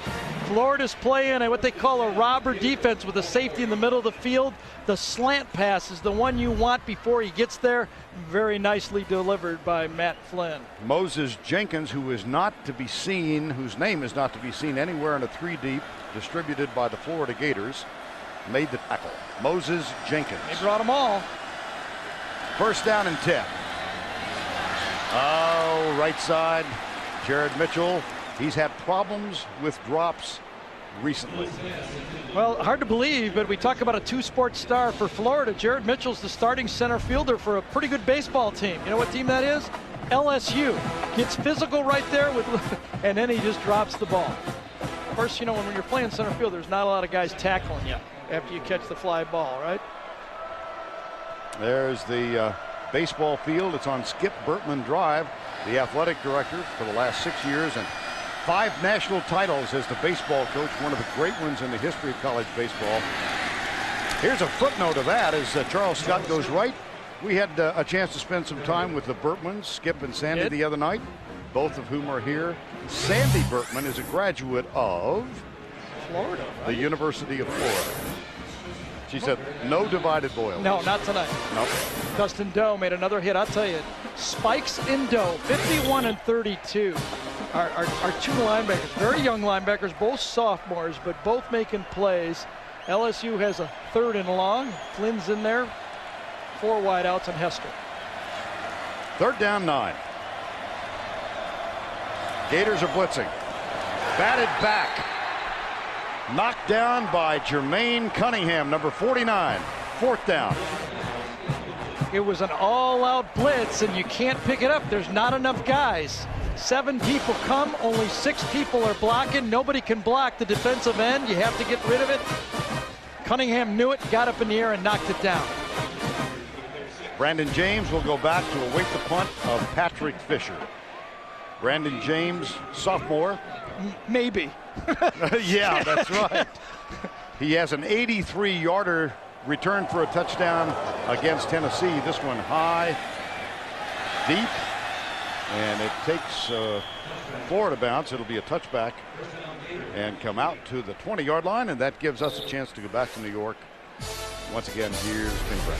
Vern, as you know, Texas A&M coach Dennis Franchione under fire this week. His team also down 17-0 at one point. One of the many criticisms of the coach not getting the ball to Jaworski Lane enough. Well, that touchdown gives the Aggies a 24-20 lead against Oklahoma State. Let's get back to Vern. Yeah, sure. All right, Mike Gundy is drawing some attention as well, the Oklahoma State coach. First down and 10, Gators leading by 10.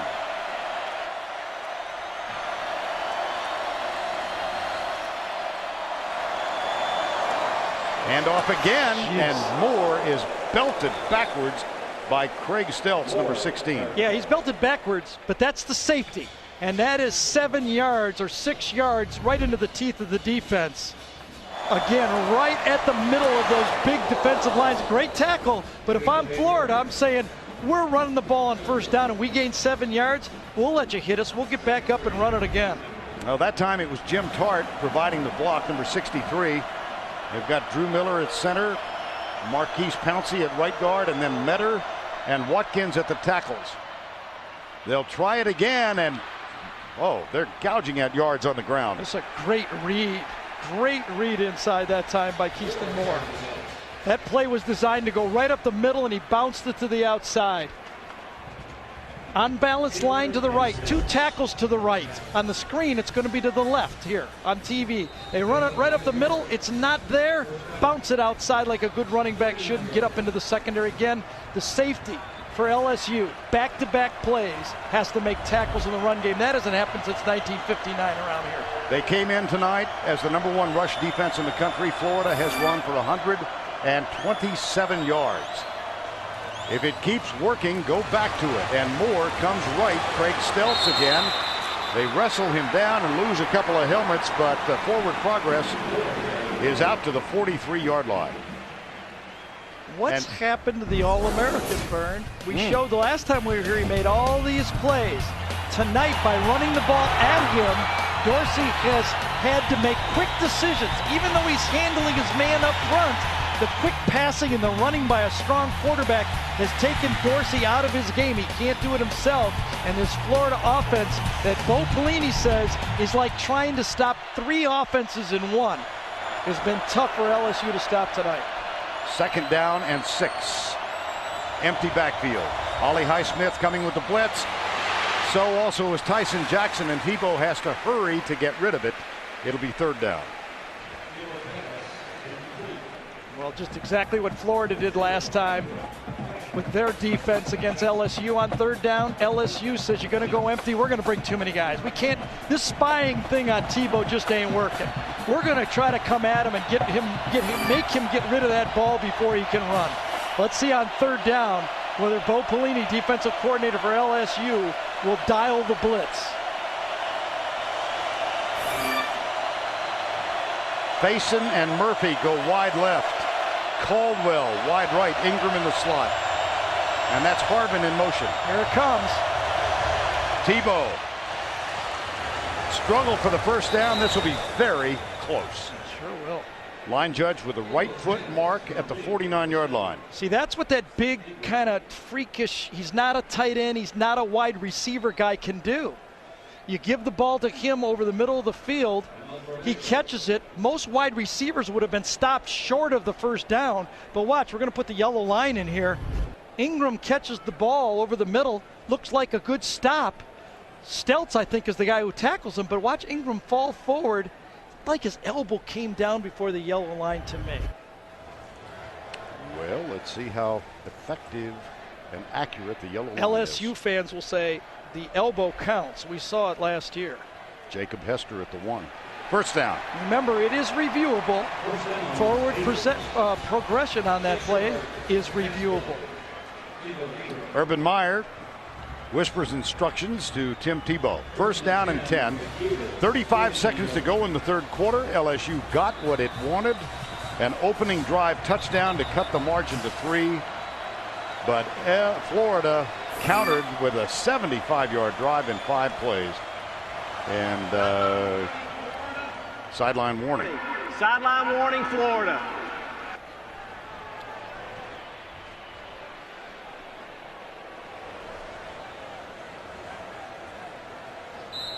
Well, Urban Meyer can smile about it. Urban Meyer from Ashtabula, Ohio. Les Miles from Elyria, Ohio. Two cities separated by 90 miles, both near the shore. Ashtabula on the shore of Lake Erie. First down and 10.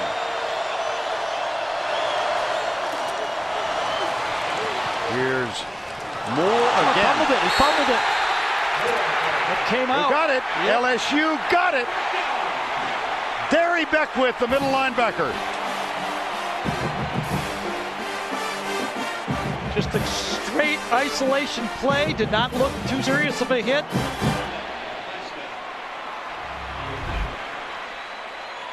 Right from behind.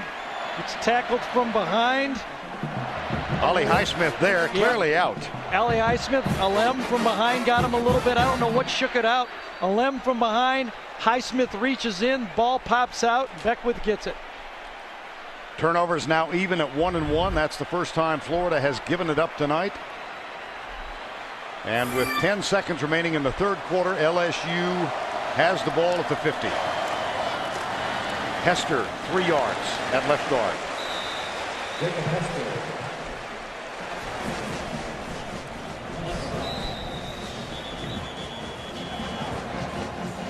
And a player down.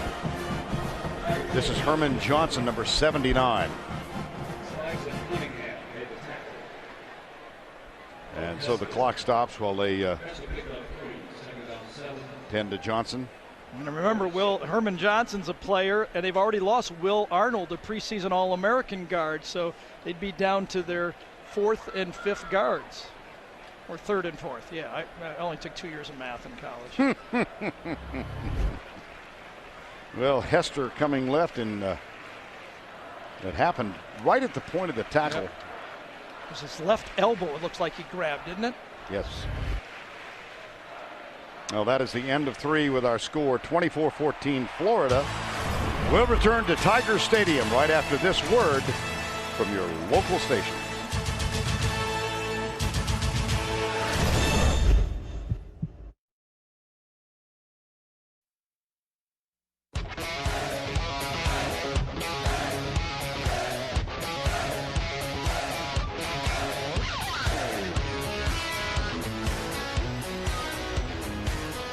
Death Valley on a Saturday night. The LSU Tigers ranked number 1 in the country at home against the defending national champions.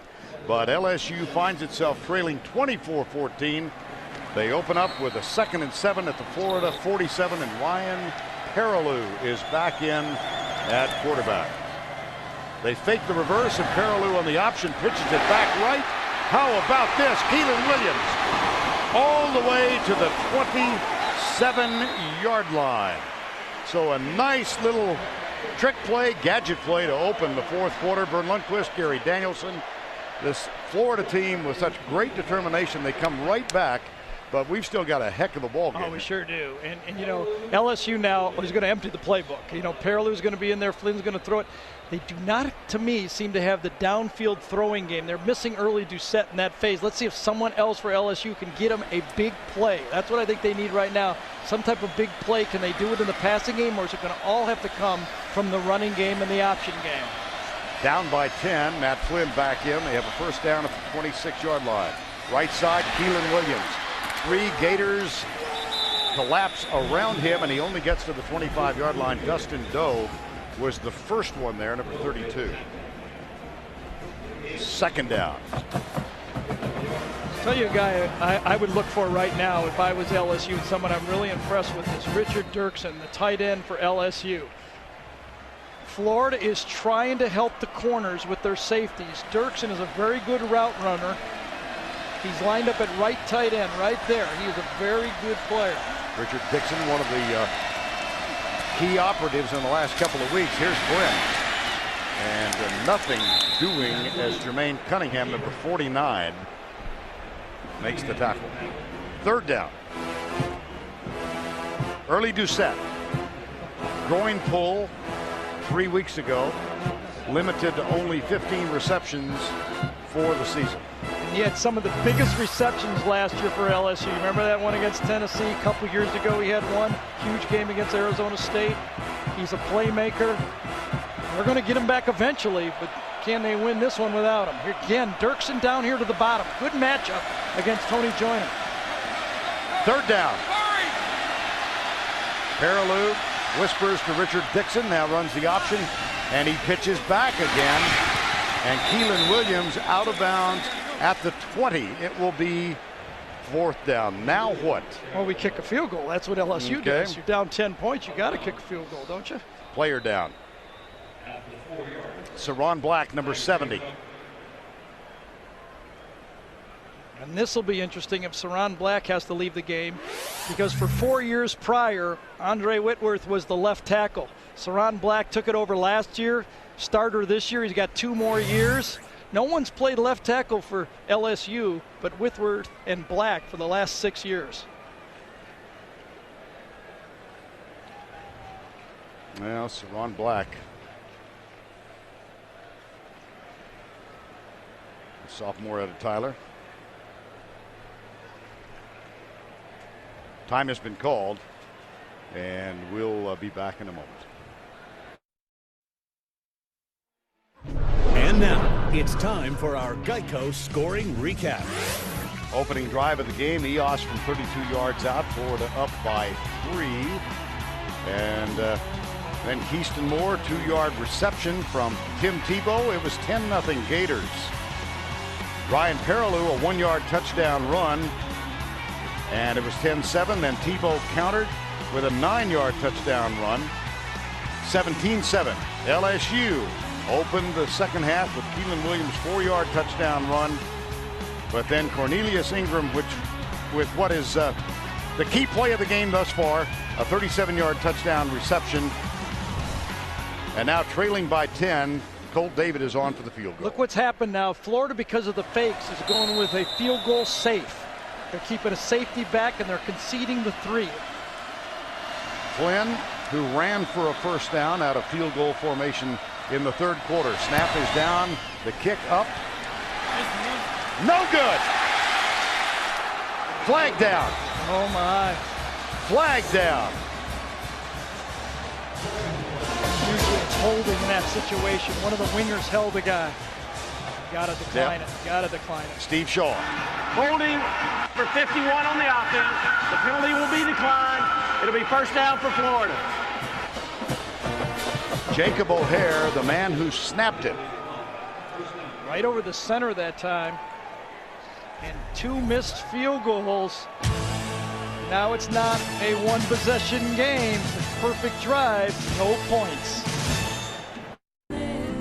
When it's people who do the right thing, they call it being responsible. When it's a home insurance company, they call it Liberty Mutual. Responsibility. What's your policy? Liberty Mutual. The Home Depot SEC on CBS is sponsored by Miller High Life, the Home Depot,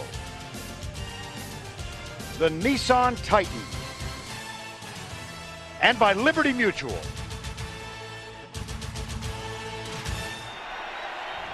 (24-14) Florida leads. Don't forget, later in the game tonight, the 5-star play of the game presented by Wrangler. Colt David has missed 2, 43 and 37. He was 8 of 10 coming in. It's first down 10, Gators. Percy Harvin, the quarterback. Yes, he is. Here's Harvin going right. And a quick 4. Craig Stelz makes the tackle. Another one of those plays that kind of came from last year's college football season when Darren McFadden ran that Wildcat formation a year ago. It's now called the Wild Hog, and teams started to notice that we can put different guys back there. That time Tebow went out and played wide receiver, and you snapped it to another playmaker. Now Tebow is in the quarterback slot, 5 yards back of Drew Miller.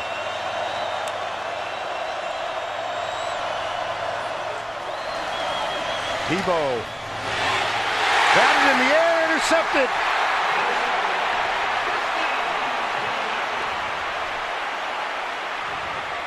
Tebow picked off for only the 3rd time this year. Kirsten Pittman. Allie Highsmith made the play in the secondary that time, trying to get the ball to either Caldwell or Irvin. Watch. Oh, it actually hit somebody's head, did it? It hit Ingram's helmet. It hit Ingram's head. That's exactly what happened. Trying to throw the ball to the 2nd level to Caldwell, it hit Ingram's head right in the helmet. There were a pair of 7s there. I thought it was Highsmith. It hit Ingram in the head. This time, LSU must put points on the board. Last time with the turnover, they got nothing. This time, they must put points on the board. 2nd Florida turnover of the night. There's the reverse. Left side, Trindon Holiday inside the 15, out of bounds at the 11. He had a 33-yard run for a touchdown 2 weeks ago against South Carolina. Well, I'll tell you, Florida thought they had the angles, but no one has an angle on number 8. Cunningham, number 49, says, I think I got him. No, I don't. We're fast, but nobody's that fast. Major Wright made the tackle, but not until after a big play. 1st down and 10 from the 11. LSU down by 10. Play fake, Flynn. A lot of time, goes left. Incomplete to Brandon LaFell. Now, Trindon Holiday listed at 5'5", 160 at the NCAA Outdoor Track and Field Championships last summer.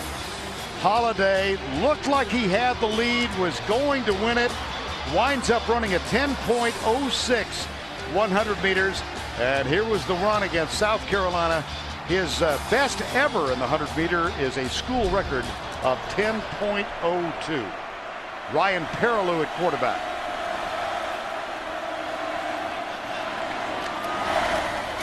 Keelan Williams to the 5.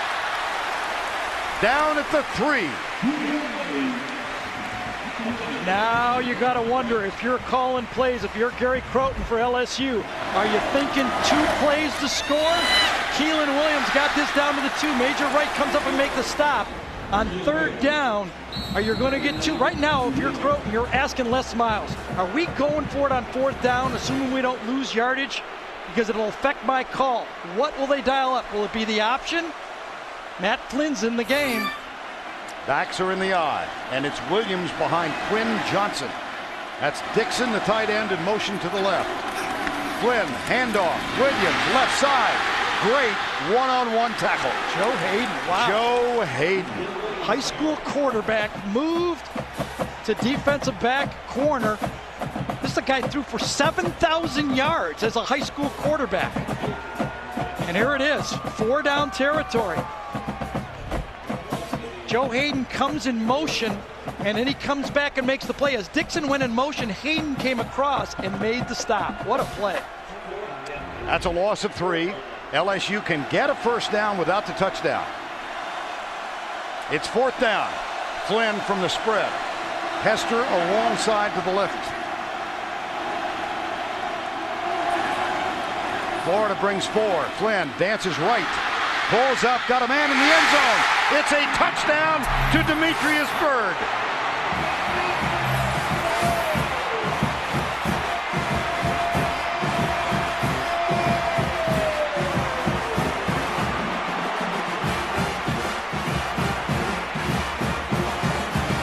Junior college transfer, 2nd touchdown for the Tigers in his 1st season in an LSU uniform. Just exactly the way Tebow ran out, held onto the ball, and pitched it late is exactly the same thing that Tebow did.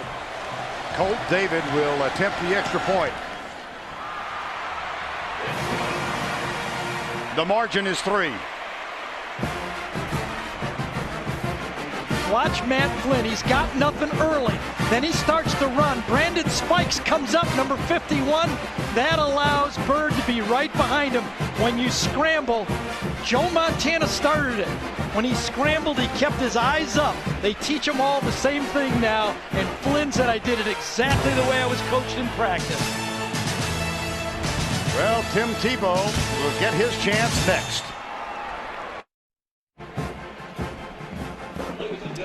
Last 2 possessions, Florida has turned the ball over, first with a fumble and now a pass. The ball's not around. A little bad break for Florida, bounces up, and good athletes for LSU. Second turnover, Pittman gets it, leads to this play. There's Bird right there. But watch, Spike's back in the bank. Flynn takes it, nobody open early, but as he scrambles, up comes Spikes, opens up the receiver, and that led to it. When you scramble, you keep your eyes downfield. Tebow did it early, Flynn did it late. 3-point game. 24-21 Gators. Tim Tebow for the night, 145 yards. His 3rd pick of the season. Now the second 2 kickoff men for LSU. This is Andrew Crutchfield, number 39. They use 2, and Crutchfield kicks it left side. Brandon James. Oh, wow. Did he stay in bounds? He did. How about that? Side judge or back judge was right there. Yes, he was. Watching it from behind.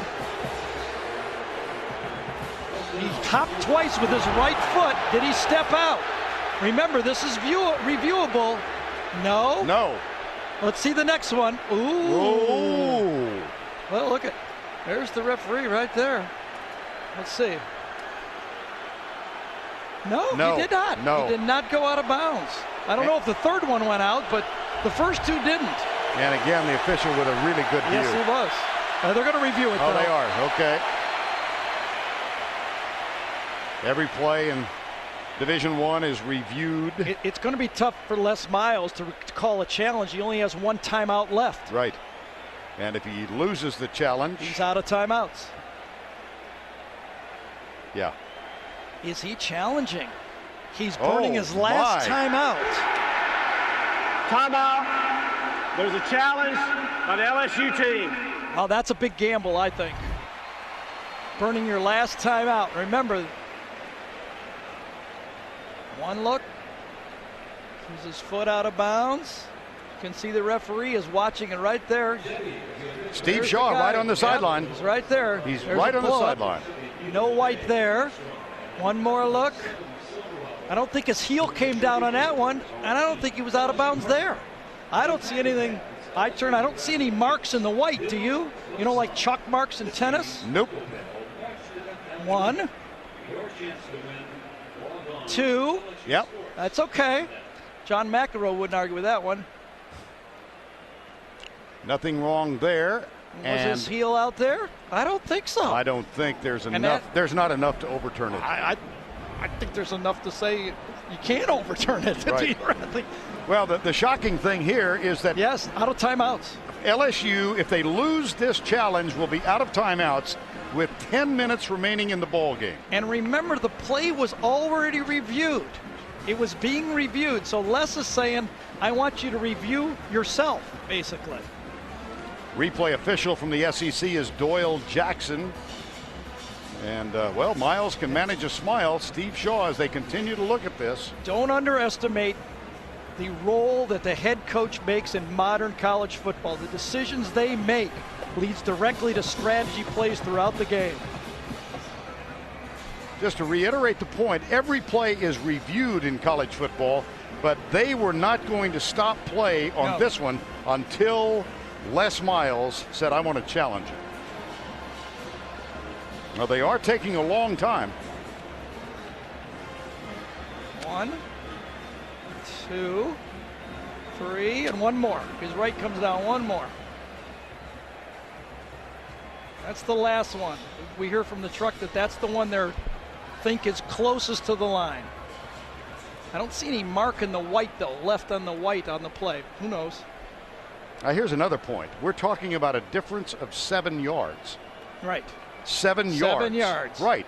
Is that worth a timeout? Losing the timeout? I don't think so. Les's heart is beating right now, isn't it? Oh.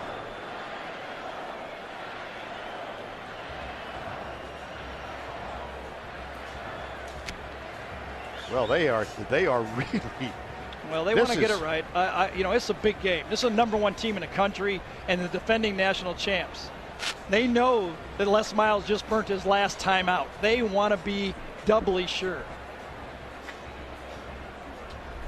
Well, the footprint in question was near the 13-yard line.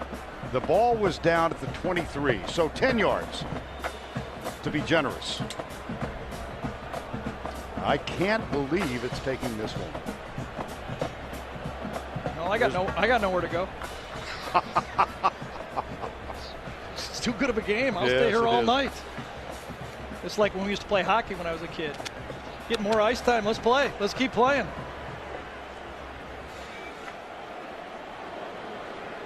We're going on 3 or 4 minutes now. I just wonder what's being written down out there. What could possibly be written down? He's either out of bounds or not. Here's Steve Shaw. After review, the ruling on the field is reversed. He was out of bounds at the 14-yard line. Please reset the clock to 10 minutes and 14 seconds. 10-14. I still think it was a huge gamble. Of course it was. It was a 7-yard play, but he got away with it, and that's the decision that could change the outcome of the game. That's the one, obviously, the last one. Yeah. He rolled the dice, didn't he? Oh, 9-yard difference. I'll tell you, it's time for Glenn Dorsey to make a play now. He's an All-American. He has to just dominate. He won't on this play. He is cut down, and the pass is complete to the 20-yard line to Percy Harvin. 24-21, and LSU keeps its lone timeout. Under 10 to go.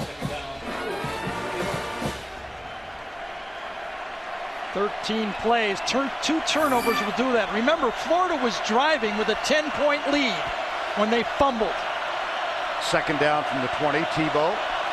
LSU brings 4 this time. Tebow gets rid of it, and Ollie Highsmith and Cornelius Ingram almost inseparable in that play. The rhythm, look at Glenn Dorsey. The rhythm passing has taken Glenn Dorsey out of his game. They've put just enough of a body on him. Tart does a nice job of pushing that guy around that time, and Dorsey says, I can't quite get there. Now what do you do to Tebow? Do you come after him? Do you blitz him? Do you take the ball out of his hands, or do you play coverage? 3rd and 4. You do not blitz. Tebow drills it. There's no contact. It's incomplete. 4th down.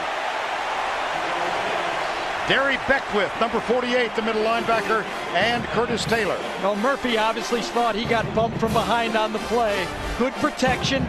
Tebow has time to throw it. Throws a bit of a knuckler. All you can see, coming right from behind, Curtis Taylor came through Murphy on the play. In the loss last week at home against Auburn, Chaz Henry shanked one, 25 yards, to set up the winning field goal. He's back to punt now. Chaz Henry, the freshman out of Dallas, Georgia. Fair catch. Called by Chad Jones. And the Tigers of LSU, ranked number 1 in the country, get the ball back. 9 minutes and 20 seconds remaining.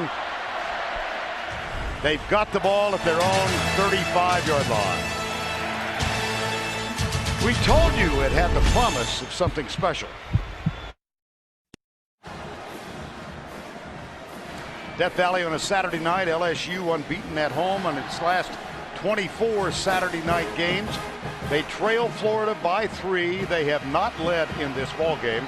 And the top-ranked team in the country, relishing the fact that Southern Cal got knocked off tonight, now has a chance to go ahead. Cable Cam is sponsored by Fantastic Four, Rise of the Silver Surfer.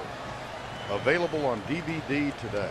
Well, there have been some fantastic plays in this game, but one during the timeout, Tony Joyner was standing in the middle, really, of the LSU huddle. A couple coaches said, don't come in here. Tony Joyner said, hey, you're on my side of the field. I can stand where I want to stand. He was right. Hand off to Jacob Hester on 1st down, and he picks up a quick 7. Make it 6 officially. You know, Hester has the reputation, somewhat of a stereotype. You know, you kind of do it to the white backs sometime, that he's just a slow old white guy. Well, he's a 430-pound bench presser, and he runs 4.5. That's pretty good. Gets the job done. He Jacob Hester. He might be old, but he's not slow. 2nd down and 3, so there was 7 picked up on the last one. Here's Flynn, right side. Mitchell, and Hayden might have. They're calling interference on this play. Jared Mitchell and Joe Hayden doing battle. Hayden's already been called for 1 interference tonight. Maybe it's a pushing off on the play is all I can think of. Pushing off on the LSU receiver. Yeah, I bet that's what it is. Pass interference, number 87 on the offense. 15-yard penalty from the previous spot. Repeat 2nd down. Joe Hayden squatted, means he didn't go back far. He was right in face of Mitchell. He jams in, and then you can see Mitchell extends his arm. If you push, you got to push with your elbow. You know, if you push with your elbow, they'll let you get away with it. When you extend your arm, you're going to get called. And so that pushes the ball back to the 32-yard line, 2nd down and 18 with 8:40 to go. 18, 33-yard line. Holiday goes into the backfield alongside Flynn. Holiday gets it. But again, a nice open field tackle by Major Wright, number 21.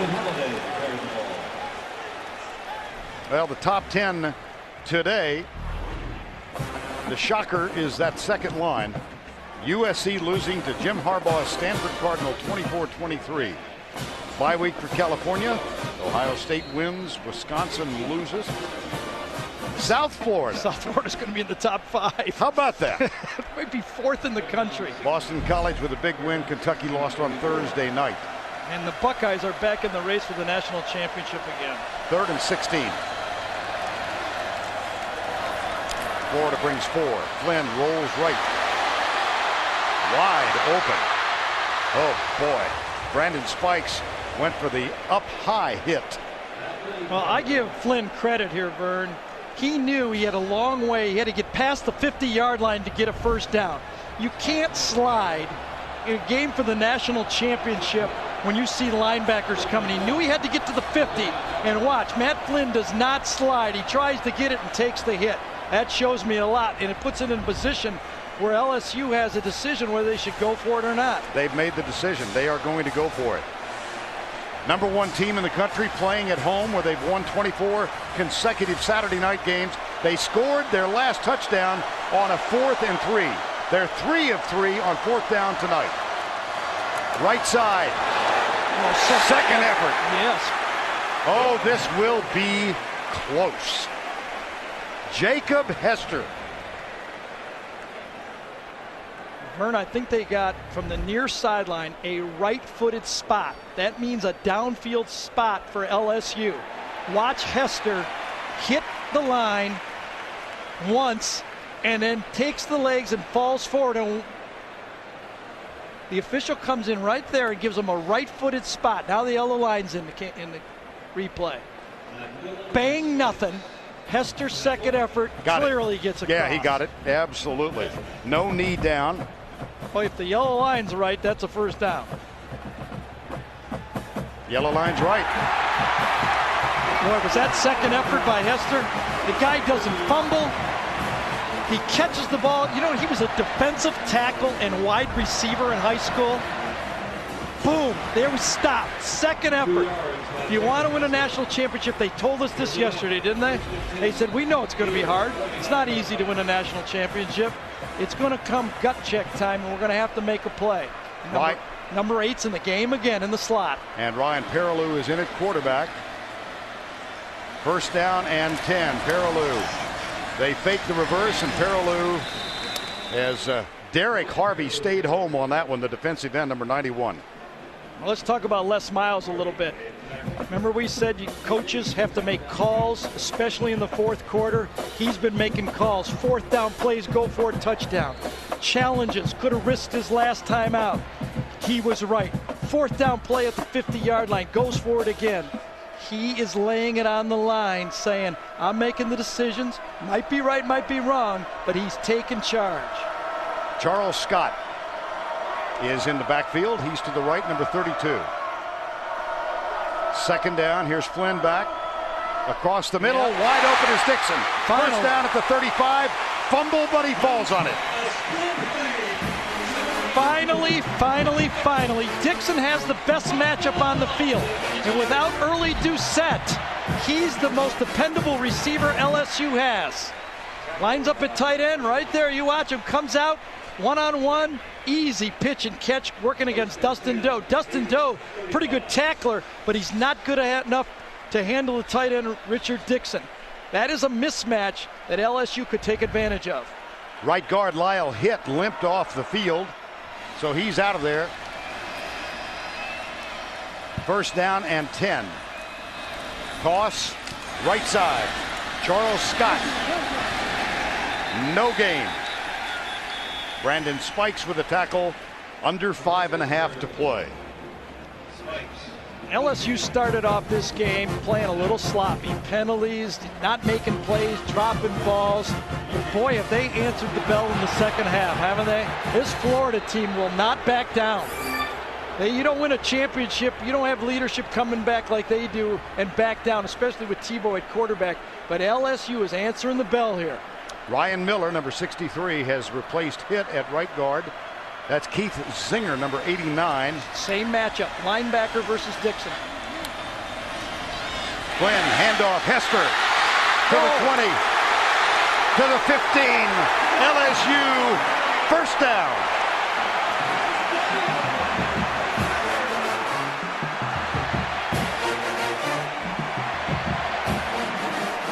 That was a Tebow run there, wasn't it? This guy, everybody says, put in the fast guys, put in the fast guys. I like this guy. Catches the ball, picks up the blitz, never fumbles, makes first downs. What a dependable football player he is. The only fumble in his career first carry, right? was on his first carry against Georgia in 2004. He's not dropped the ball since. First down, 10. They'll try Hester again, and he gets to the 12-yard line. 4:18 to go. Hester's going to go over 100 yards if he carries the ball again. He's at 99 for the game. And Ryan Perilou comes on.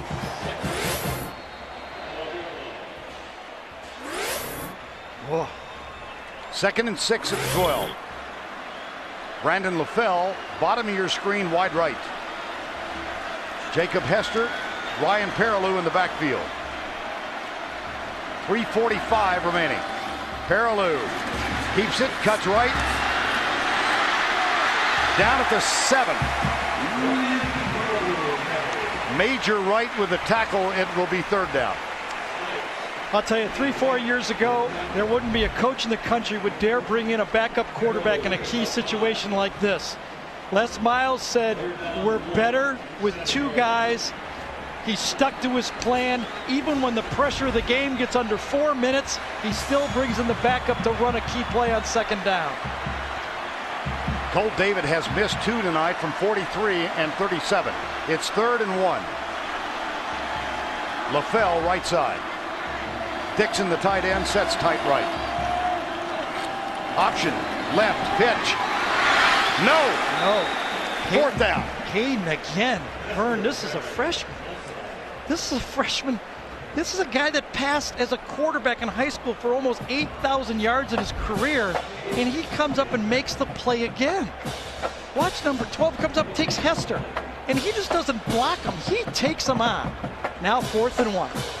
Les Miles has gambled all game. Is he going to do it again? How about this? As my friend Bill Raftery would say, onions. 4th for 4 on 4th down tonight. Perilou, the quarterback. Hester, second effort. I think he got it. It's so close. If he does get it, it's going to be the second time in this drive. It is so close. It's 6 inches one way or another. I mean, there's just no backup in this football game. This is one of the best football games I've seen in a long time. Both sides laying it on the line. Coaches laying it on the line. Guys making hits. What a play from the backfield that time. First down. Woo. Remember, a field goal ties it. Yes. That's 5 decisions Les Miles has made in the last 10 minutes, and he's 5 for 5. Nick Saban, who, if he wins this game? How about that? 2:05 to go. Matt Flynn back at quarterback. Florida has to start thinking timeouts if they stop a play here. First down and goal. Here's Flynn. Play action under pressure. Has to throw it away. Second down. Great defense that time. Major Wright. They were trying to get the ball to Dixon. Major Wright, number 21, made the play. And Tony Joyner was coming right in his face. Yeah. Well, Tony Joyner comes from the outside, and Flynn had to get rid of it, but Major Wright stopped Dixon, the tight end. They were trying to score on first down. Any stop that Florida gets with under 2 minutes, they need to call a timeout. 14th play of the drive with 1:47 to go. Quinn Johnson, Jacob Hester in the backfield. Double tight end set. LaFell wide right. Handoff left side. Hester, no. Third down. A little surprised Parallel isn't in the game. Guess it's time to second guess. Parallel gives them a little better rotation of plays. They have the option alive. Florida's going to roll the dice. Florida says, we're going to stop you. If LSU scores, Florida's going to have under a minute. LSU will go with 3 tight ends on this play. It's third and goal. The top-rated team in the country trails the defending national champions by 3. Timeout, Florida. That's their first. 2 remaining. 1:14 to go. 1:14 to go. 24-21. LSU third and goal. Late timeout there cost Florida 29 seconds. Here's Flynn. Backs in the eye. Hester the deep back. Strength of the formation to the right side. They give it to Hester.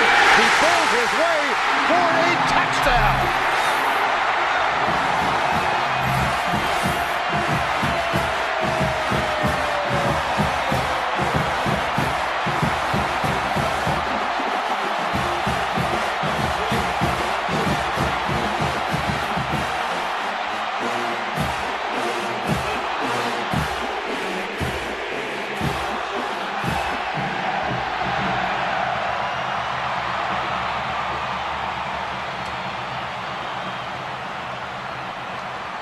Tim Tebow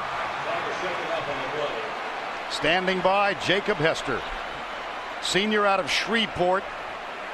The go-ahead drive, 15 plays, 60 yards, and Hester still down. Third down call. Hester takes it over 100 yards, plows through. Touchdown.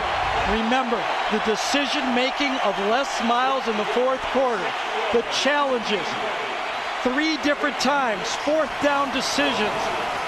He came out every decision Les Miles' way. The Florida coach, Urban Meyer, I think burned 29 seconds off by not taking a quick timeout. Not that you mean you're going to concede a touchdown. You just have to anticipate that they could score. They are reviewing it upstairs. Doyle Jackson, the replay official. Well, we were chatting with Les Miles. Take another look at this, Gary. Can't really tell yet if his knee came down. He lunges forward. From that angle, we don't see anything but him going across. Belt almost got across. Clearly the ball from behind. Did his knee come down or anything? Don't see anything there. Nope. One more look from behind.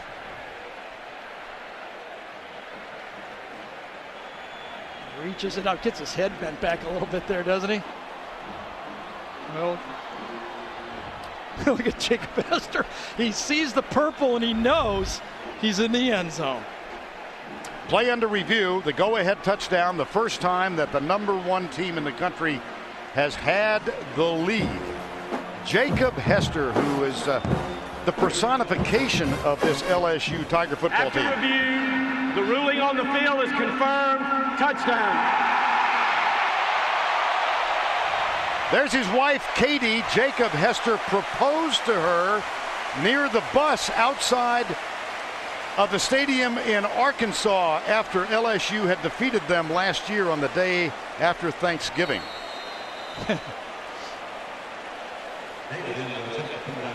And he told us she really prepares a fine meal.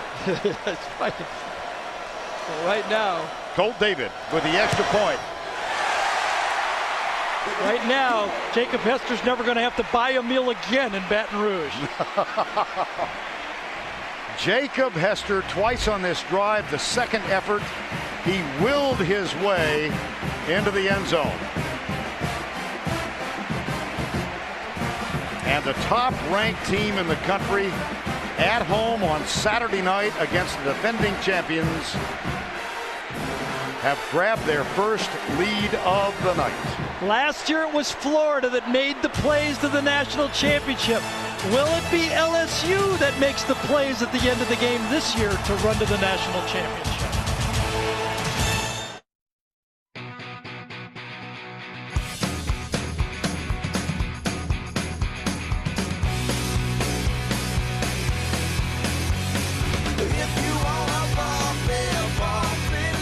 Introducing the first smartphone that really rocks. The new Moto Q Music from Verizon Wireless.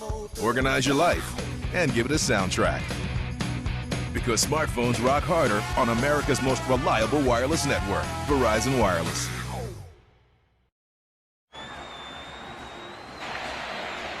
.69 seconds remaining in this ball game. Florida now trailing by 4.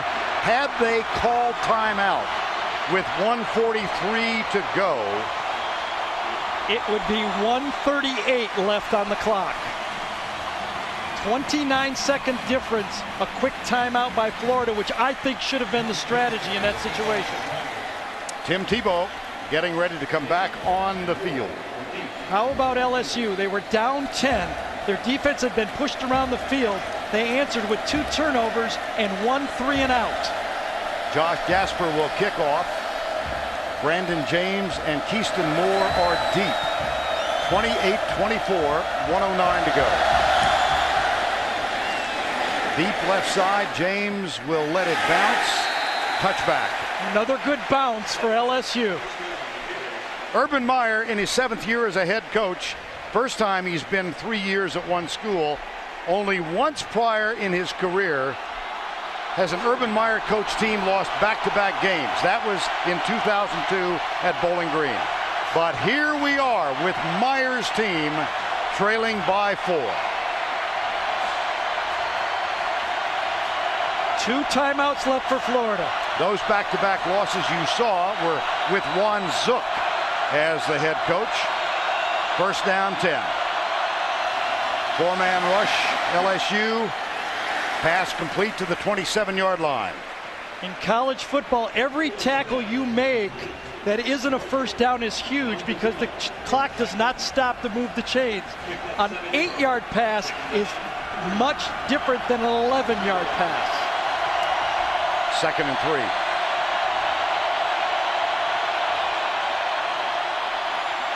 3. Tebow under pressure, has to throw it away.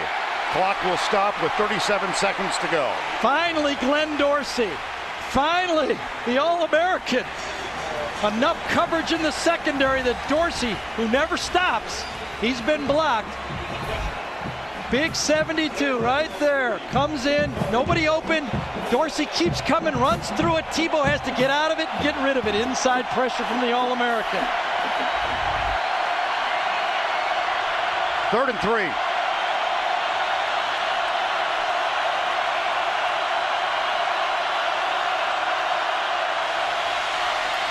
Tebow, contact made. Jonathan Zenon with the interference call. Remember, that flag came from the official right next to the Florida bench.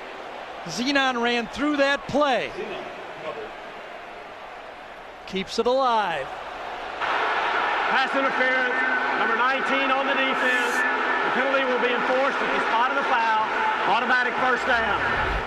Officials right on the sideline for the Gators. You heard the Gator players would have been yelling interference. Both players going for the ball. Murphy didn't get one earlier. That one was questionable, if you ask me. First down and 10. From the corner, the pressure comes. Incomplete in the direction of Percy Harvin. 26 seconds left. LSU has a little different strategy than most teams in this 2-minute offense. Most teams rush 3 and drop 8. LSU keeps bringing 4. Keeps bringing 4. They want to keep Tebow throwing on rhythm. They don't want him to sit back there all day.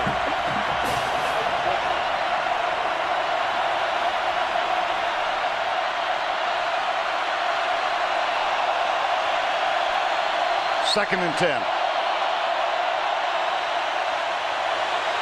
Pressure. Incomplete. Dorsey again. Yes. Second time on this drive. You know he's got to be sucking wind. You know he's sucking wind. He played almost every snap of this football game. Double team, passing game, spread. They can't handle him on this one, and Dorsey keeps that motor going. I think there's an injury on the field. It's Jim Tart who has had... who's had Dorsey all game. Yes, and he's had... yes, he had. He's had Dorsey. He's had a mouthful of Dorsey all game. He doesn't want to leave the field. I wonder if that was a forearm from Dorsey that got him under the chin to start the play. I think it was. A knockout blow right at the snap is what happened to Tart. That's why Dorsey was open. 20 seconds to go. It's a heavyweight fight, and Tart's going to take one right to the chin here. Watch it. It's right there in the middle. Watch Dorsey explode off, delivers one, and Tart goes down.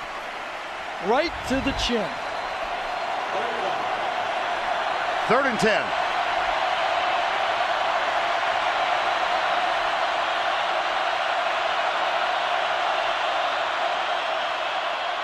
Tebow, a lot of time. He'll have to take off.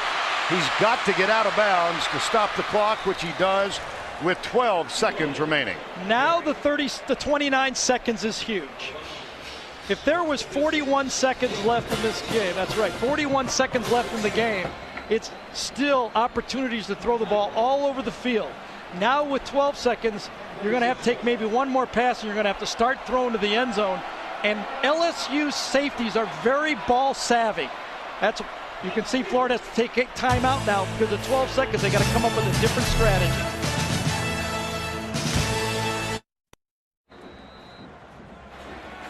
Record crowd of 92,910 here in Tiger Stadium on this Saturday night. The defending national champions 12 seconds away from going down in back-to-back weeks. There's only 2 strategies left. Either 2 deep throws to the end zone, or 1 throw, call a timeout, and 1 throw to the end zone.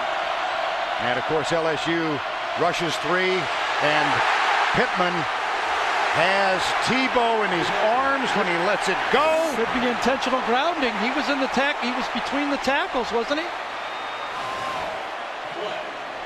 5 seconds left. It's going to be intentional grounding. Has to be. Yep. He did not get outside the box. Yep. Intentional grounding, number 15 on the offense. Penalty will be enforced at the spot of the foul. Loss of down. Florida had tried to hit 1 more pass before going to the end zone. LSU only rushes 3. First time from behind, Pittman gets it. He throws it away. That's a good call. Did not get outside the tackle box. Tebow, Pittman. Sorry, Vern. Tebow's might be the only guy strong enough to get this penalty. Worked against him on that one. Yeah, the final timeout called. Some folks are here more aptly dressed than others. 28-24, 5 seconds to go. Glenn Dorsey. Yeah, everybody's in the huddle. Dorsey standing out there by the ball, waving his arms. The guy never gets tired, does he? One more play. One more play.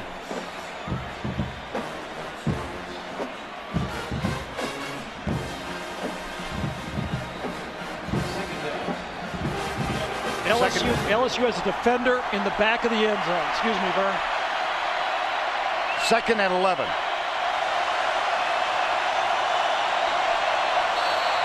That's Chad Jones, who is playing the ultimate center field position. Tebow heaves it deep. It's going to be a jump ball into the end zone. Tigers win.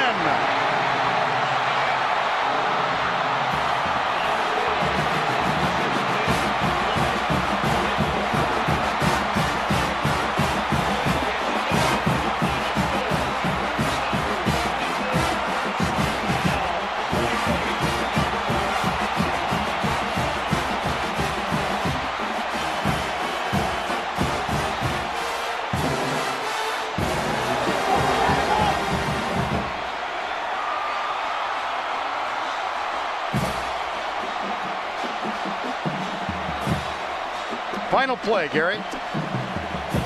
Nowhere else to go with the ball but to throw it up and look for a prayer. Good ball skills by LSU in the back. Nobody's trying to catch it. They're all trying to knock it down. 5 LSU defenders, only 2 Gator receivers.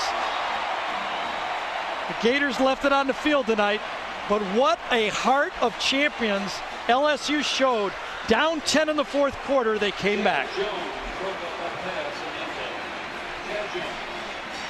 Now it's time for the 5-star play of the game presented by Wrangler. This is the last of the 4th down plays. 5 for 5 tonight. This was Jacob Hester leaning out to give LSU a 1st and goal, and then the senior bangs in for the go-ahead touchdown. The Wrangler 5-star play of the game. And the player of the game, Jacob Hester, 23 carries, 106 yards, a career high, 1 touchdown, but it was the go-ahead touchdown tonight. The Ruby Tuesday player of the game, Jacob Hester. Les Miles told us yesterday, I enjoyed Nick Saban's journey through here, but this is my team. Never more so than tonight. Driller in Death Valley. I don't think you're going to find any LSU fans are going to be playing anything but Les Miles from now on. Ryan Perilou and Matt Flynn shared the quarterback responsibilities. Les Miles rolled the dice a lot of times tonight and came up positive every time.